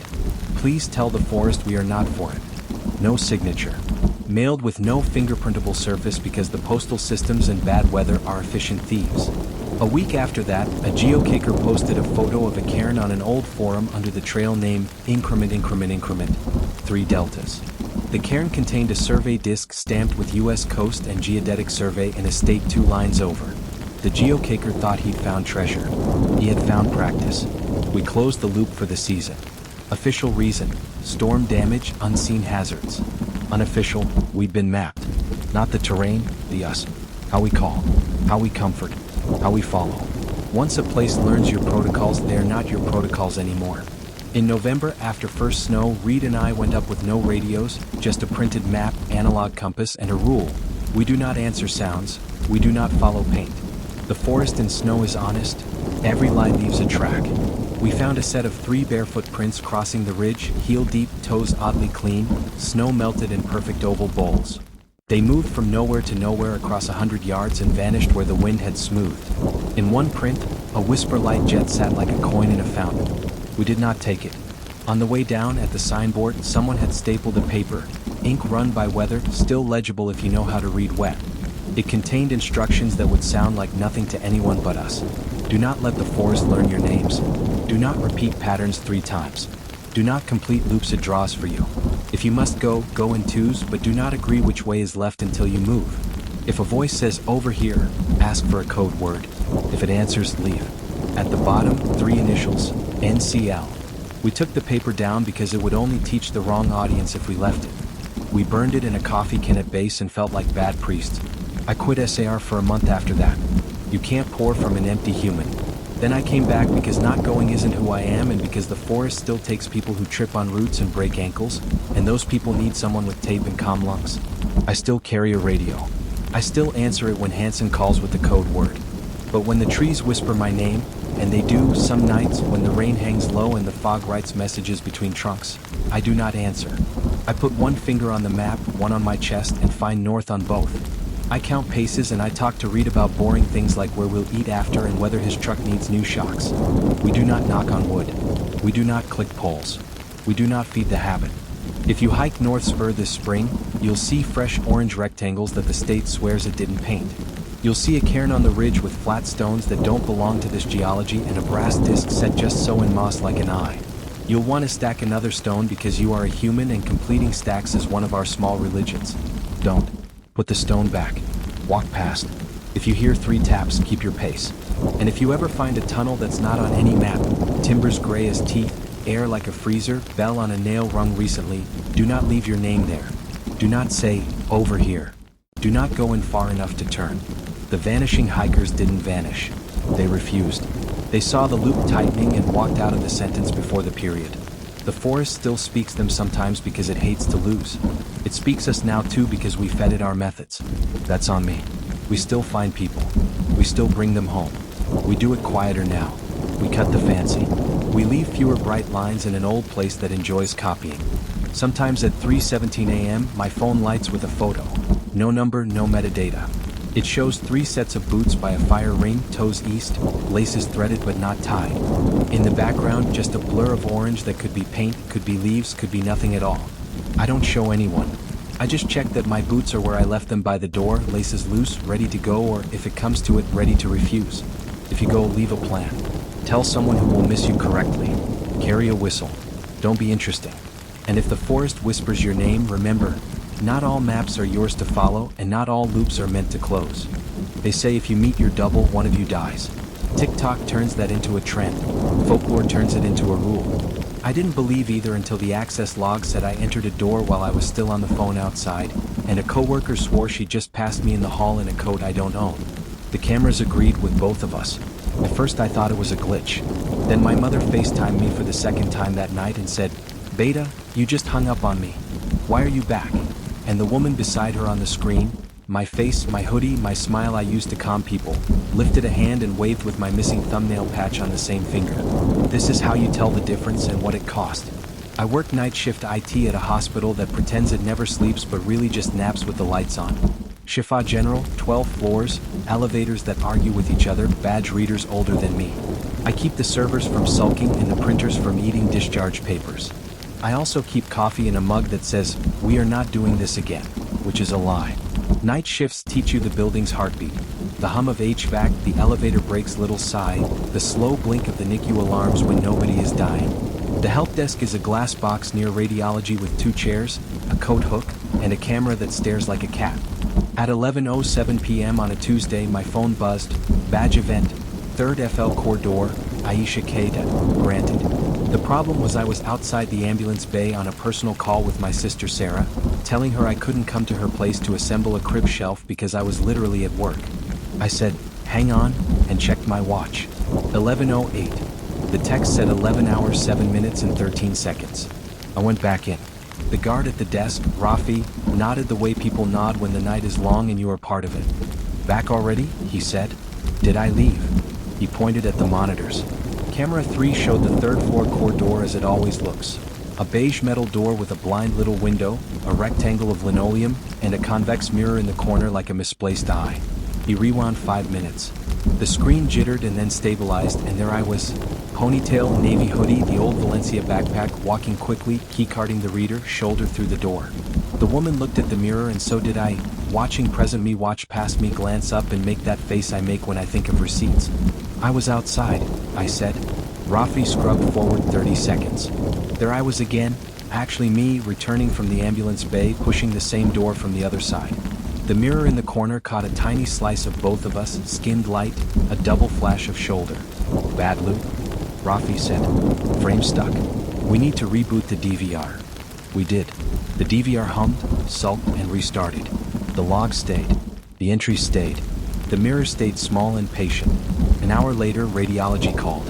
CT was mad because the dictation software kept assigning reports to the wrong doctor. I walked the corridor past the oncology family room, where a vending machine word and a poster told me about free grief counseling on the third Thursday. In the convex mirror, the hall bowed. I saw myself at the far end, coming toward me, ponytail, hoodie, Valencia backpack. I raised a hand. She did too. I stopped. She did too. Mirrors do that. But in a convex you can cheat. Take a step left. Your reflection steps right. Mine didn't. Mine stayed dead center, then corrected with a tiny lag, a stutter like buffering on bad Wi-Fi. I stepped into the family room and looked out through the glass. The me in the mirror kept walking one step, then another, smooth again, as if the lag had been my imagination. When she reached the corner where I stood, she was gone. No footfalls. No door. Just hallway. I told myself sleep debt makes ghosts out of CCTV. At 1:32 a.m., my mother called to say Kala was back from Lahore and did I want to come for Hawalpuri on Friday. We talked 15 minutes. I calmed her righteous fury at my hours and at the idea of babies without weddings. 5 minutes later, my phone buzzed again. Amy? I answered. Yes. Beta, she said, laughing. You just hung up on me and called back? Why are you standing? I was sitting. The camera on her side showed my mother's living room, the plastic runner on her sofa arms, the clock that's been set 7 minutes fast since 2009. And me, in frame with her, standing by the kitchen doorway, hair freshly smoothed, holding a Tupperware. I won't come late, I said with my mouth. The little dent in my left eyebrow, the missing patch of thumbnail I bit off when I was stressed. Tell Sarah to send me the shelf measurements. Turn your phone, I told my mother. I don't know why that was my sentence. I wanted to catch the angle to see the floor. Don't be rude, my mother said reflexively, and at that the other me smiled, because that's exactly what I would have said if I were her. Amy, I said, where am I right now? You're here, she said, indulgent. You came to pick the boxes. You said your shift was light. Then she frowned. Your hair is, she peered. Did you cut it? I ended the call and stared at the wall until it spiraled like a poorly rendered video game. We have a building engineer, Dar, who knows which pipes are liars and which doors tell the truth. I found him in the chiller room where the air burns cold in your nose. We've got a camera glitch, I said. We have 17 camera glitches, Dar said. Pick one. The kind where it shows me in two places, I said. He didn't laugh. He chewed his lip and the lip chewed back. Mirrors in hospitals, he said finally. Get used to people who are about to not be here. Sometimes they show you how absence will look. That sounds like something a poet says before a drain backs up, I told him. Poets fix fewer toilets, he said. Also, mirrors have lag. The convex ones. The frame rate on the DVR doesn't match the refresh on the fluorescent ballast and you get doubling. Don't stand where it can teach you your shape. What does that mean? He didn't answer. He went back to the chiller gauges. At 3:17 a.m., the hour the building sympathizes with confession, my badge pinged again. Third FL corridor, granted. I was on 7, eating pretzels, telling Hamza by text that he could keep the mug but not the coffee grinder. Stop using my stuff as leverage, I typed, and my phone sent back a read receipt before I hit send. The DVR played the same 30 seconds. Me, then me. The mirror blinked. The second me wore the scarf that was in my locker, not on my neck. I wanted a rational explanation. I got a rule instead. Do not let the building teach you your shape. After the first week, the events spread like spilled ink. In my apartment, Block E, 3rd floor, and unit, the security intercom buzzed at 6:48 p.m. while I was in a towel. Food Panda, a voice said. I hadn't ordered food. I checked the camera. The man in the frame held a bag and looked bored, and behind him, just off to the side, a reflection in the glass entry showed a woman coming up the steps. Me. Same white towel twisted on the same side. Same stupid ankle tattoo I got with Sarah when we were 19 and invincible. I stepped back from my door as if glass could reach. Another night, Sarah texted, "You coming now or at 8?" I said, "Tomorrow, I told you." She sent a selfie from her hallway, her making an annoyed face, me in the background on her sofa scrolling my phone. The timestamp read 7:12 p.m. My own phone at 7:12 p.m. showed a photo of my kitchen faucet I had just sent to the landlord to prove it leaked. I called Maya because every story like this needs a Maya, a friend who knows about cameras and networks and how people trick themselves. She came over with a Faraday bag and a look she saves for relatives who believe in multi-level marketing. We offed my devices, set my phone to airplane, put the hospital app in offline, turned off address book sync, turned off photo stream. We logged into my carrier and turned off Wi-Fi calling. We checked the router logs and the building's camera MAC table and the ISP's session history. None of it said, "You were also in your mother's kitchen and your sister's hallway at the same minute you were here making tea." Technology refused to be my alibi. "You're tired," Maya said gently after her last scan returned boring. "Night shifts and family and Hamza's drama and your mother trying to retrofit your life into hers. Your brain is borrowing your face." "My mother is borrowing my face?" I said. Maya bit a samosa. "She's always had it," she said, which is the wrong joke at the right time. "Whatever this is, don't feed it. Sleep. Change up your routes. Don't stare into the convex. And if you see it, her, don't speak first." "Why?" "Folklore says doppelgangers can't start," she said. "They mimic, they lag. You talk, they talk. You step, they step. Don't give it your patter." "Folklore also says drink haldi dud," I said. "Which I will." I tried to stop feeding it. I slept days. I took stairs 2 at a time and never peeked at the convex mirrors. I walked the long way around the NICU and pretended the place where the hall doubled was just bad drywall. But it kept learning. A nurse manager stopped by help desk and asked, "Why did you tell me to call at 2? You were in our storeroom an hour ago. You said the network was quieter then." "I wasn't in our storeroom," I said. "You had the green scarf." She frowned. "Are you okay? You look pale." My bank flagged my card for a card-present transaction at a pharmacy a mile away while I was on the phone with a pharmacist at another pharmacy dealing with a printer jam that hates humanity. The receipt photo I pulled from the app showed my signature sloppy with speed, the way I sign when I'm in line and someone behind me sighs. The items: calamine, safety pins, elastic bandage. That night, the mirror in my bathroom fogged while I showered. When I wiped it with the side of my hand, a second set of streaks appeared from the other side, a half-second late, matching my arc but not quite. I held my breath. The fog thinned and the second streaks dried slower. The double learned my voice too. Hamza called me at 12:08 a.m. and said, "We can fight or we can be adults." And when I said, "This is not a good time," he said, "You just told me to come up. I'm in your building." He sent a photo of the elevator mirror. A woman in a navy hoodie stared into the camera with a face that could pass me at passport control. The lift doors opened in the background. My floor number popped. "Don't open," Maya texted, unprompted, like she could feel air pressure shift across the city. I put the chain on and stood with my ear to the door. Footsteps approached, then stopped. A gentle, precise knock. Knock, knock, knock. Not the way my friends knock. Not the impatient rap of delivery. The knock you learn from years of night shift.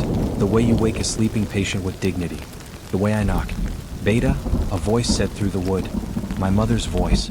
"Open." "Emmy?" I asked, throat raw. Silence. Then my own voice, practiced calm.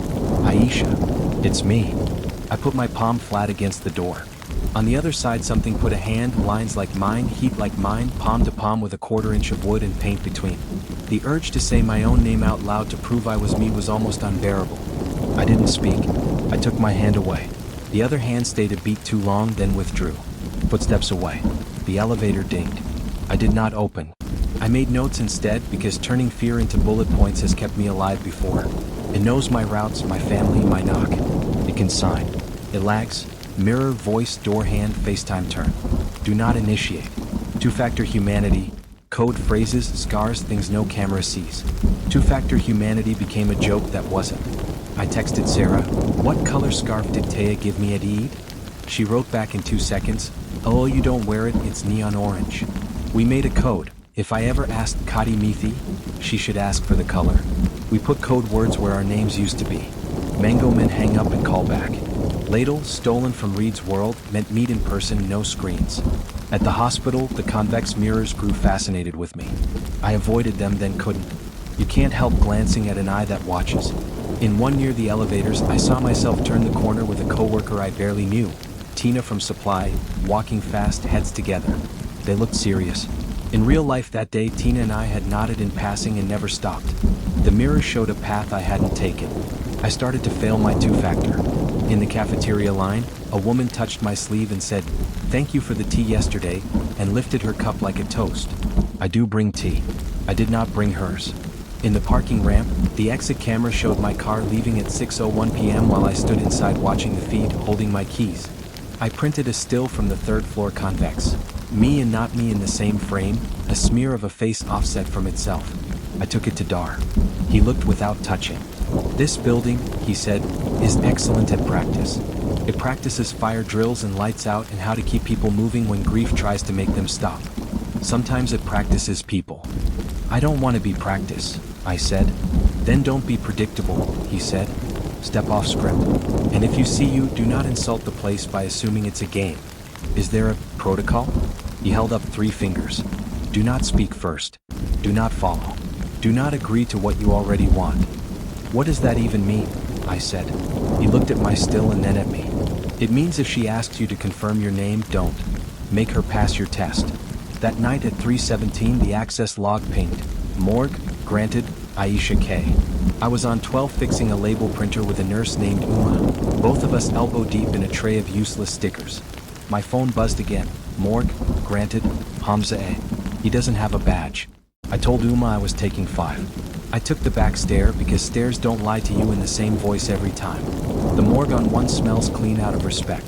The badge reader light was a sleeping green. Inside, the fluorescent hummed. The tech on duty, Naveed, looked up and blinked. "Twice in one night?" he said. "You left your notebook." He held up my notebook, the one I keep lists in, black cover, a corner ripped on day 3. It had been sitting on his desk. My name on the inside front cover in my hand. Today's date. Half of a list. Calamine. Elastic bandage. Safety pins. Mirror. "Who brought it?" I asked. "You," he said. "Just now." I took the book.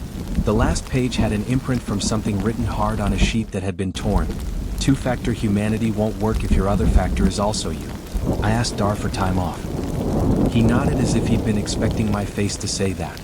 I left the hospital by a door I don't use, turned down a street I hate for its potholes, and took the metro because I never take the metro at night. The station at Gulshan Market is a concrete throat with advertisements for lawyers and shawarma. The platform cameras watch like patient birds. The PA announces delays in a voice that thinks it's a lullaby. I stood under a map and tried to breathe like a person. On the opposite platform, a woman in a navy hoodie with a Valencia backpack stood under the same map, reading like a person who has forgotten how to read. The ad screen over her shoulder glitched and showed a carpet commercial, then a manicured hand, then my face for one frame like a subliminal you only admit to seeing later. The woman looked up at exactly the same time I did. We both smiled, the polite smile strangers give strangers when they catch each other being. She raised a hand. I did not. The train on her side pulled in, empty as if reserved. The doors opened like a mouth. She stepped forward. I stepped back. She matched. A lag, then match. "Don't," I said, though the rule said don't speak first. She tilted her head like I do when I want a cat to come. She tapped her chest as if to say me. She mouthed Aisha. No sound, just shape. I shook my head. I tapped my chest. I mouthed prove it. She smiled, my ambivalent smile, and put 2 fingers to her jawline where my scar is from the time I fell off a cousin's bike at 10. She traced it perfectly. She lifted her left hand. The thumbnail was missing a small patch in the same place. She reached into her bag and took out a neon orange scarf and looped it the exact way I would if I were trying to annoy Amy. The train chimed. The PA said, "Next train, platform 1, in a voice that sounds nothing like invitation and everything like habit. The woman on the opposite platform pointed at me, then pointed to the floor in front of her. "Come." I took a step to the right instead, toward the emergency phone. She took a step to my right too, not her right. She mirrored me, not the room. She held up 3 fingers. Then 2. Then 1. I cut across my own pattern. I dropped to a sit on the cold tile, pulled my knees up, and pressed my palms to my ears like a child refusing a too loud movie. She hesitated. Her hands rose half an inch, then floated, not sure whether to mimic refusal or command. The ad screen above her glitched. 3 frames it showed Hamza standing in my hallway, ear to my door, then Amy stirring tea, then Sarah measuring a shelf. Then it was shawarma again. My phone buzzed on my thigh. A new voicemail with no ring. I played it. My voice, don't speak first. It wants your pattern.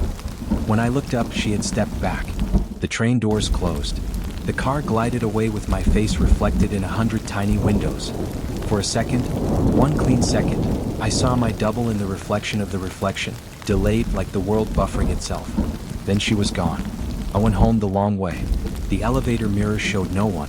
The corridor convex showed no one. Outside my door, I knocked wrong, too fast, one slow, the opposite of my lifelong rhythm. I used the chain in the eye and opened to my empty apartment with the lights on because I had left them that way to trick myself into coming back. The notebook sat on my kitchen table where I had not put it. A mirror, the cheap kind from a pharmacy, spotted around the edge, leaned against the toaster. In the notebook, a new line in my hand, don't answer to your name. You can't live like that long. Night shifts and a mother who calls you twice because once might have been a ghost. A sister who says mango instead of Aisha. A door you knock at like a thief. I started to stutter at work and laugh wrong at things people said because I was busy measuring their lags. Dar found me 4 a.m. on a Wednesday staring into the convex near oncology. Stop training, he said. I'm not, I said, and the convex showed the other me tilt her head the way I do when I lie. Then here's a thing, he said, like offering a candied fruit. He pulled a tiny badge reader from a drawer, one of the old ones we decommissioned. They record the last 10 badge IDs. This one is off the network. Keep it in your bag. If a door says you've been through, check this. It will tell you for real or for story. Why would you have that? I asked, touched and scared. Because sometimes I like to know what is door and what is mouth, he said.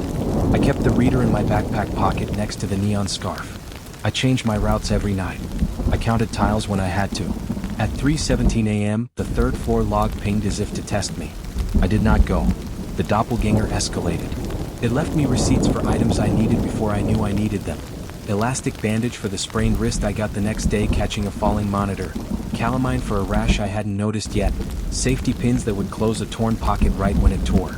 It signed my name in ways I sign when I'm tired. It built a case for itself that it loved me. Then it did the opposite. It sent Hamza a text from my number at 2:06 a.m. Come down to the morgue. I'll explain. He went. He waited. He called. You're cruel, he said when I didn't answer. Who taught you that trick? It wasn't me, I said too late. He blocked me because self-respect is just a jar that eventually tips. I went to Amy's building the next afternoon with a cake I didn't bake. The doorman said, you just went up. The elevator had a new camera. The DVR showed me entering with my bag on the other shoulder. My mother opened her door without looking through the peephole because she felt it in her bones that her daughter was outside. She said, 2 of you? Mashallah, and then cried because even her jokes were muscle memory against fear. We sat on the rug and drank tea. Amy told me stories of her aunt who saw her own face in a bus window as a girl and didn't do well after. She said, if you see you, say Bismillah and step away. Old advice dressed as faith. Folklore in a shower. I left and walked to the metro again because sometimes you want the place that tried to eat you to try again so you can prove you learned. The Gulshan market station was busier. The convex over the ticket machine showed many me's, all slight, like a deck of cards fanned and my face printed badly on them. On the far platform, my double didn't wait under the map this time. She stood at the edge, toes just over the yellow, balanced on that public secret, that we all think about falling. The PA said, stand back. She didn't. A man behind her shifted and looked at his phone. She turned and, this is how small it was. She smiled the way I smile when I want a stranger not to worry. He smiled back, the way men do when they think they've been placed by a beautiful woman in a category that isn't danger. She took half a step closer to the edge, daring the train, daring me to call out Aisha and save her. I opened my mouth and then closed it because I remembered the rule. Don't answer to your name. Instead I cupped my hands and shouted, Mango! She looked at me, annoyed, and in that micro-expression I saw it, the lag. The train lights bloomed in the tunnel like an oncoming thought. She pivoted like a dancer and melted into the crowd, not away, not toward, just distributed among bodies until I could not pick me out of the many. That night, the badge reader in my bag vibrated. It had no battery life indicator, it had no right to vibrate. I took it out. The tiny LCD said last 10 and then scrolled entries like a confession. Third FO core, Aisha Keda, granted. Morgue, Aisha Keda, granted. Or storeroom, Aisha K. Granted. Radiation control, Aisha K. Denied. Third FL core, Aisha K. Granted. Third FL core, Aisha K. Granted. Third FL core, Aisha K. Granted. Third FL core, Aisha K. Granted. Third FL core, Aisha K. Granted. Third FL core, Aisha K. Granted. The dates on half didn't exist. The times were 3:17 a.m. again and again like a metronome. The reader wasn't on the network. It was reading air. I took it to Dar. He looked older than his beard allowed. It wants you patterned, he said. It wants a you it can reproduce without needing you. Can I starve it? I asked. Stop feeding it, he said. Change your hair. Change your walk. Change your yes. He paused. And stop turning around when someone calls your name. Even if it's Amy, I said, throat heat. He nodded, cruel and kind. That week I made myself weird. I cut my hair wrong. I dyed the ends copper and hated it and kept it. I learned to sign with my left hand. I started to laugh out loud at work because I never had and the sound surprised even me. I stopped wearing the Valencia bag. I bought a canvas tote from a charity shop with a swan that looks like it's judging you. The doppelganger fought back. It left a photo on my phone of me sleeping, hair tucked behind the left ear, the new copper ends fan just so. The timestamp was 3 minutes ago. It put a sticky note on my mirror in my own block letters. You are late. It signed a courier receipt at Amy's for a parcel of cumin my aunt sent from Faisalabad. The doorman said, you look tired. Are you eating? I changed my yes. I said no to Friday halwa and yes to Tuesday leftovers. I told Hamza he was right and let him be wrong in peace. I told Maya I was sorry we call her only when machines misbehave and then asked about her mother's knees and meant it. I changed the angle of my head when I look into convex mirrors, just to confuse any teacher watching. I stopped seeing her every day. I saw her in reflections of screens and advertisements, in the black off of my phone when it lit in a dark room. Once, on a bus, I watched my face in the window alongside the city sliding and saw a second mouth behind mine beginning to shape a word I wasn't saying. I opened my own mouth wide and said nothing. The second mouth closed like a curtain. You don't kill a double. You outgrow it, or it outgrows you, or you both get bored. I keep two-factor humanity anyway. Mango still means hang up and call back. Ladle still means meet in person, no screens. Kadi Mithi still means what color scarf. When a nurse says, you just told me, I ask for time and place and make a ticket and check the logs, and if the logs say I walked through a door when I didn't, I let the door have its story. A month after the metro platform, Sarah had her baby. Aya, not mine, hers, came into the world with a voice like paper tearing and a grip like a sermon. In the NICU, the convex mirrors don't point at beds, they point at nurses' hands. The cameras learned a different face to practice on, the precise kindness of people who do night shift for love. I told Amy I was sorry I scared her. She said, you put your head down too much when you walk, which is her way of saying forgive me for the things I can't banish. She knocks wrong on my door now, two fast, one slow, and smiles when I open because she loves being in on a code. Hamza remains blocked and not blocked in spirit. That's clean enough. Maya sends me screenshots of conspiracy forums about biometric lag and mirror refresh, and I send her recipes that call for haldi because faith and medicine disagree only on nouns. The hospital convex near radiology still bows the hall. Once in a while at 3:17 my badge pings from a door I didn't touch. I look up and the mirror shows someone like me walking like me, head at a degree I used to think was confidence and now know is rehearsal. I don't wave. She doesn't either. We're both very polite now. One afternoon Dar called me to the roof. The air tasted like dust and mints. He pointed at the bay where the vents spit white. See your reflection? He asked. In the glass of the stairwell door we saw both of us in the city and the sky, layered. For a second, the glass held three Aishas at three distances, each one a beat off the others like a music round. The farthest smiled first. The middle matched. The real me did not. You win by refusing chorus, he said. What were your 3 rules again? I asked. He held up the same 3 fingers and recited like an oath. Do not speak first. Do not follow. Do not agree to what you already want. What if what I want is mine? I asked. He considered. Then let it find you, he said. Not the other way around. Sometimes, if I sleep badly, if I am careless and go to Gulshan Market at dusk when the platform is acquired, I see her. She stands under the map, then doesn't. She raises a hand, then doesn't. She waits for me to say Aisha and I don't. We are very patient with each other, my double and me. Last week, a voicemail arrived with no ring while I was in the shower. The transcript read, "Don't speak first. It wants your pattern." I saved it. When I play it, it is my voice, tired and sure, the way women sound when we have been carrying chairs all day. The timestamp is 3:17. The callback number is my own. Sometimes I wonder whose story you've been listening to, mine or hers. Which of us earned the right to speak in the first person? Which one of us learned faster, loved better, left fewer bright tracks in places that practice people? If you ever meet your double, and you might, cities are mirrors, don't panic. Don't be flattered. Don't teach it your rhythm. Don't answer to your name the first time. Say mango. Call back. Not wrong. We're a different life even if it pinches. And if a convex mirror blinks at you in a hospital hall and shows you stepping through a door you haven't reached yet, don't run. Breathe. Step off script. Let the door be mouth if it has to be. You have more than one way to be real. That's what saved me. Or her. Or both. Urban legends are just bad instructions that survived. The elevator game is one of those. Ride alone. Press 4, 2, 6, 2, 10, 5. Don't look at the woman who enters. If the doors open to darkness at 10, step into a place that is yours and not yours. Teenagers try it for views. Adults try it to prove they are still brave. I didn't believe any of it until my building's lift controller log said I'd ridden to floors that don't exist. B3-1300 at 3:17 a.m. while I was on a video call with a client. The CCTV showed me in the cab staring at someone standing just out of frame.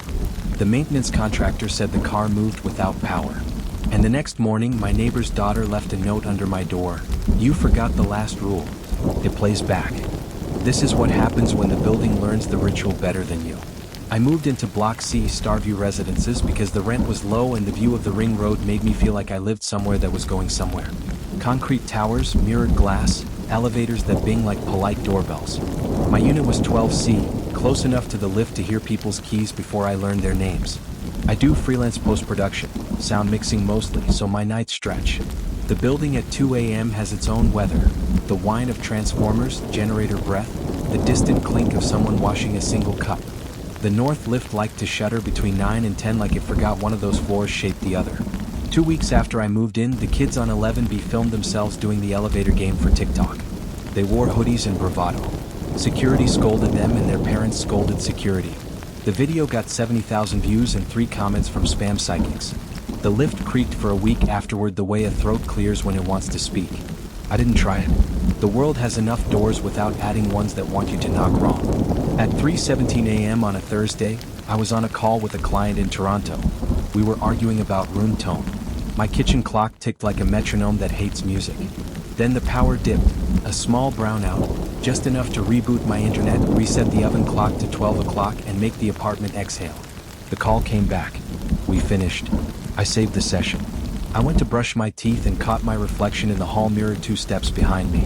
I backed up fast and laughed at myself faster. Sleep debt plays tricks. Mirrors help.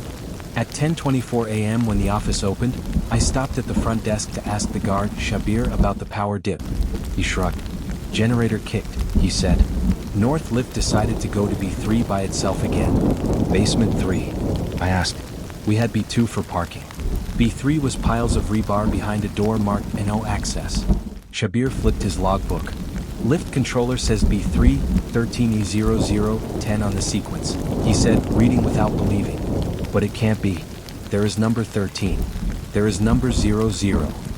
Faulty encoder, said another guard, which is what people say when they want a machine to be wrong for human reasons. The maintenance contractor, Nadim, came at noon with a toolbox and a tired face. I listened to him speak to the cabinet like a doctor. Controller board, car top inspection, hall call, door safety, a limit switch. He cycled the lift through floors and it behaved like a chastened child. Before he left, he looked at me as if the lift belonged to me and not the building. Don't lean on the doors, he said. And if the car stops between floors, don't jump. I won't jump, I said, filing it under things people only say when they've seen something. The note came that night, slid under my door in a cautious hand. You forgot the last rule. It plays back.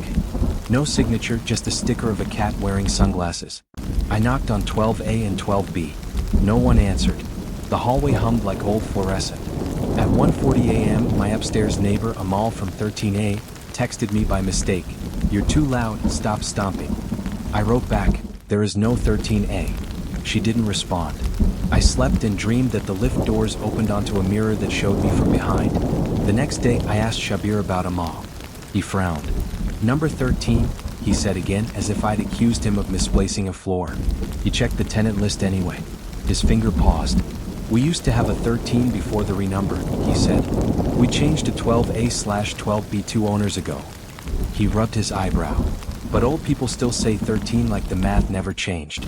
I told myself it was superstition wearing a clipboard. The CCTV footage reached me 3 days later because Nadim and I had become allies against elevators doing theater. He brought a USB stick to my door.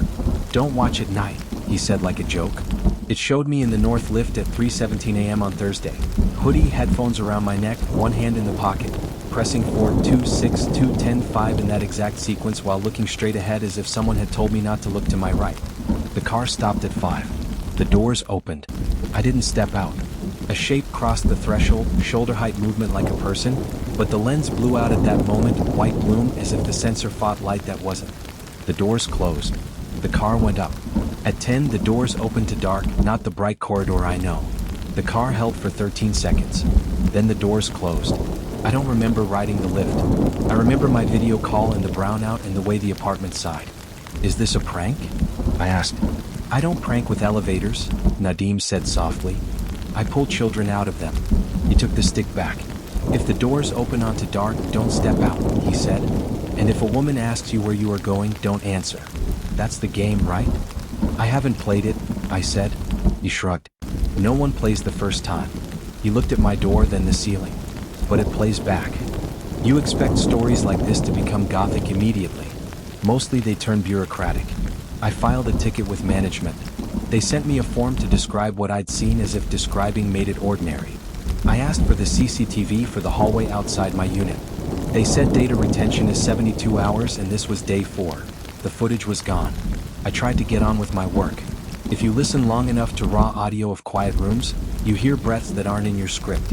Your brain learns patterns and calls everything a match. I told myself that was happening here. Pattern hunger, confirmation bias, a mind that would rather believe a system is cursed than believe it is old. Then the lift started calling me. On Monday at 3:17 a.m., my intercom buzzed.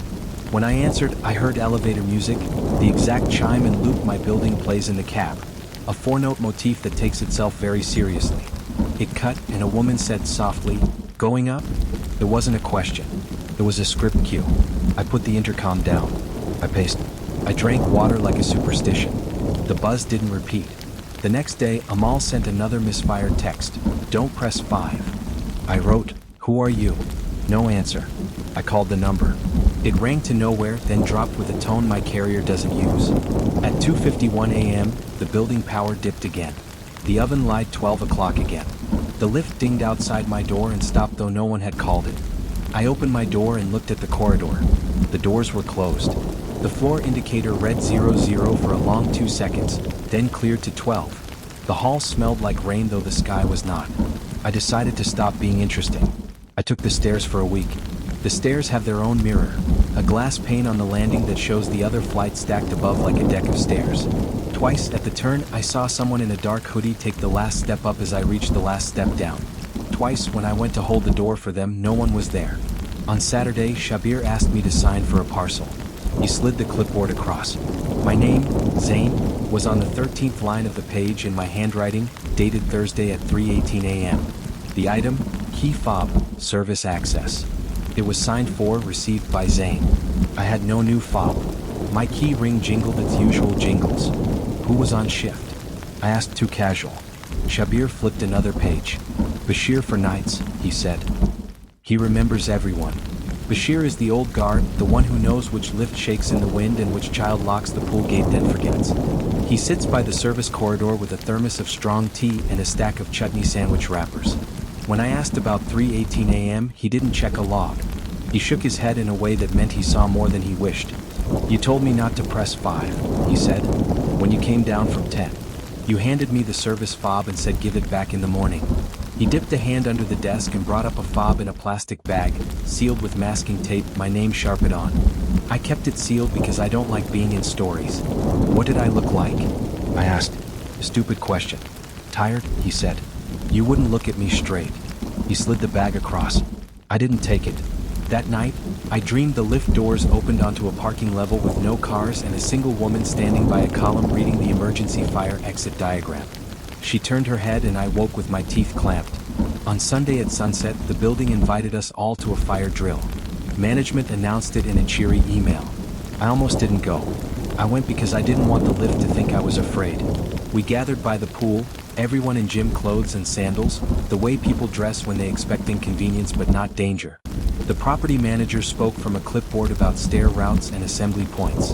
The north lift opened without a call and stayed open without timing out. Empty. Someone laughed. The manager ignored it. She had a script. After the drill, as people drifted, Bashir ambled over. "You have to close your loop," he said, as if deciding between telling me the truth and letting the building have me. "You did steps 4, 2, 6, 2, 10, 5 without meaning to when the power dipped. It counted you as a player. It's playing you back. If you don't end properly, it keeps rehearsing." "What is ending properly?" I asked, a man entertaining a superstition because reality was rude. "You go back to the beginning the same way," he said. "You get to 1 without stopping for anyone. You don't look at the woman. You don't talk to her. You press the sequence backward when the doors close on 10. Or you don't. And then one night, you step at 10 because you're tired of not knowing. Then you live in a place that looks like this place without any people who know your name." "You believe this?" I said, half a statement. He looked at me like a man looking into an elevator shaft before stepping. "I believe in habits," he said. "Buildings learn the ones we feed them. We fed this one a trick and it learned our faces. What happens if I get the sequence wrong?" Bashir stared past me at the lift. "It gets the sequence right," he said. "It's had more practice. I'm not superstitious enough to be brave. But I am structured enough to hate an unfinished process." The lift wanted closure. So did I. I texted Maya because if these stories taught me anything, you need a Maya, be awake at 3. If I don't answer, call me. If I don't answer twice, call the guard. If the guard says I came down, call anyway. She replied with a skull emoji, then, "Don't look at her." At 3:12 a.m. I walked into the north lift. I set my phone to airplane, then opened the voice recorder anyway because I am the kind of person who listens for ghosts and noise floors. The car smelled like steel and someone else's cologne. I pressed 4. The lift moved with a little satisfied shiver. 4. Doors opened. Corridor empty. The light flickered the way it does when a ballast wants an audience. I didn't get out. 2. Doors opened. A cleaning cart stood against the wall, its yellow bag half-zipped like a mouth about to say a word. I didn't get out. 6. Doors opened. The floor indicator hiccuped 00 for a blink. The doors closed. 2 again, the cleaning cart was gone. The floor smelled like rain again, the way a room smells when it's been left open to a stairwell for too long. The lift hummed like a throat. 10. The doors opened onto dark. Not black, something like fog without air in it. I stared at the gap between the sill and the floor beyond. I could hear a room tone I've heard only once, on an old tape of a studio at night. A hum with no mains frequency, like electricity that doesn't run on our grid. The doors started to close. I pressed 5. They opened on 5. A woman waited as the story says she will. She wasn't in white. She wore a long black coat with rain freckles on the shoulders as if she'd been outside. Her hair hid her face in the way hair does when women are deciding whether to become a problem. She had a key fob around her neck on a Starview lanyard, the cheap kind from the move-in package. When she stepped in, she didn't turn toward me, she turned toward the panel and reached for one. I pressed any other button like the guide says to, thumb smashing 4 because humans love beginnings. The lift ignored me. The one button lit on its own under her hand as if she'd pressed it without pressing. We began to move down. The voice recorder on my phone captured nothing. A block of flatline silence, then a click, then a sound like paper slowly torn once. My eyes itched with the weight of not looking to my right. I focused on the tiny inspection certificate above the panel. Rated load, 1,000 kilograms. Last service, September 25th. I read it once in English, once in Urdu, then counted screws. The lift stopped. The doors didn't open. "Ground," she said. Her voice was not spooky. It was bored, a woman coming home from a job that likes her less than the paycheck does. The car didn't move. She turned her head a fraction. My body prepared to betray me and look. I held the panel with both hands like a person on a bus trying not to step on toes. "You can do it the easy way," she said, still not quite facing me, "or you can do the practice." "What is practice?" I asked because I forgot the rule. The lift shook like a laugh. My voice recorder clicked and turned itself off. The woman's key fob tapped the panel once, a little clink like plastic against steel. The floor indicator read 13 for a blink, then B3, then 00. The doors opened. The corridor beyond looked like my lobby with a migraine. The same planters in the same places, but the plants stood too still, like plastic that remembered being alive. The pool light made a rectangle on the ground like a harvest moon. The security desk stood empty. The monitor screens were dark but throwing light. Through the glass doors I could see the city, but all the red tail lights were moving away. In the pool, one lane marker floated unbroken across the water, then broke, no ripple, rearranging itself into two shorter lines as if someone had dragged a finger through oil. The air smelled like rain again, but nothing dripped. "Don't step out," I said to myself, to my feet, to the rule. She said, "No one ever does the first time. That's why we practice." The way she said we made my spine understand it had teachers. The lift doors closed. My thumb found 10. We rose. The woman didn't move. When the doors opened at 10 again, the dark had shifted to a color the human eye catalogs as wrong and then refuses to remember. A reflection in the steel door showed me standing with my head turned toward her even though I hadn't turned. My stomach dropped the way it does when the lift stops a millimeter below a floor and your brain fills the gap with falling. I stabbed 5. The doors shut. We dropped. The woman reached to her lanyard again and the fob clicked like punctuation.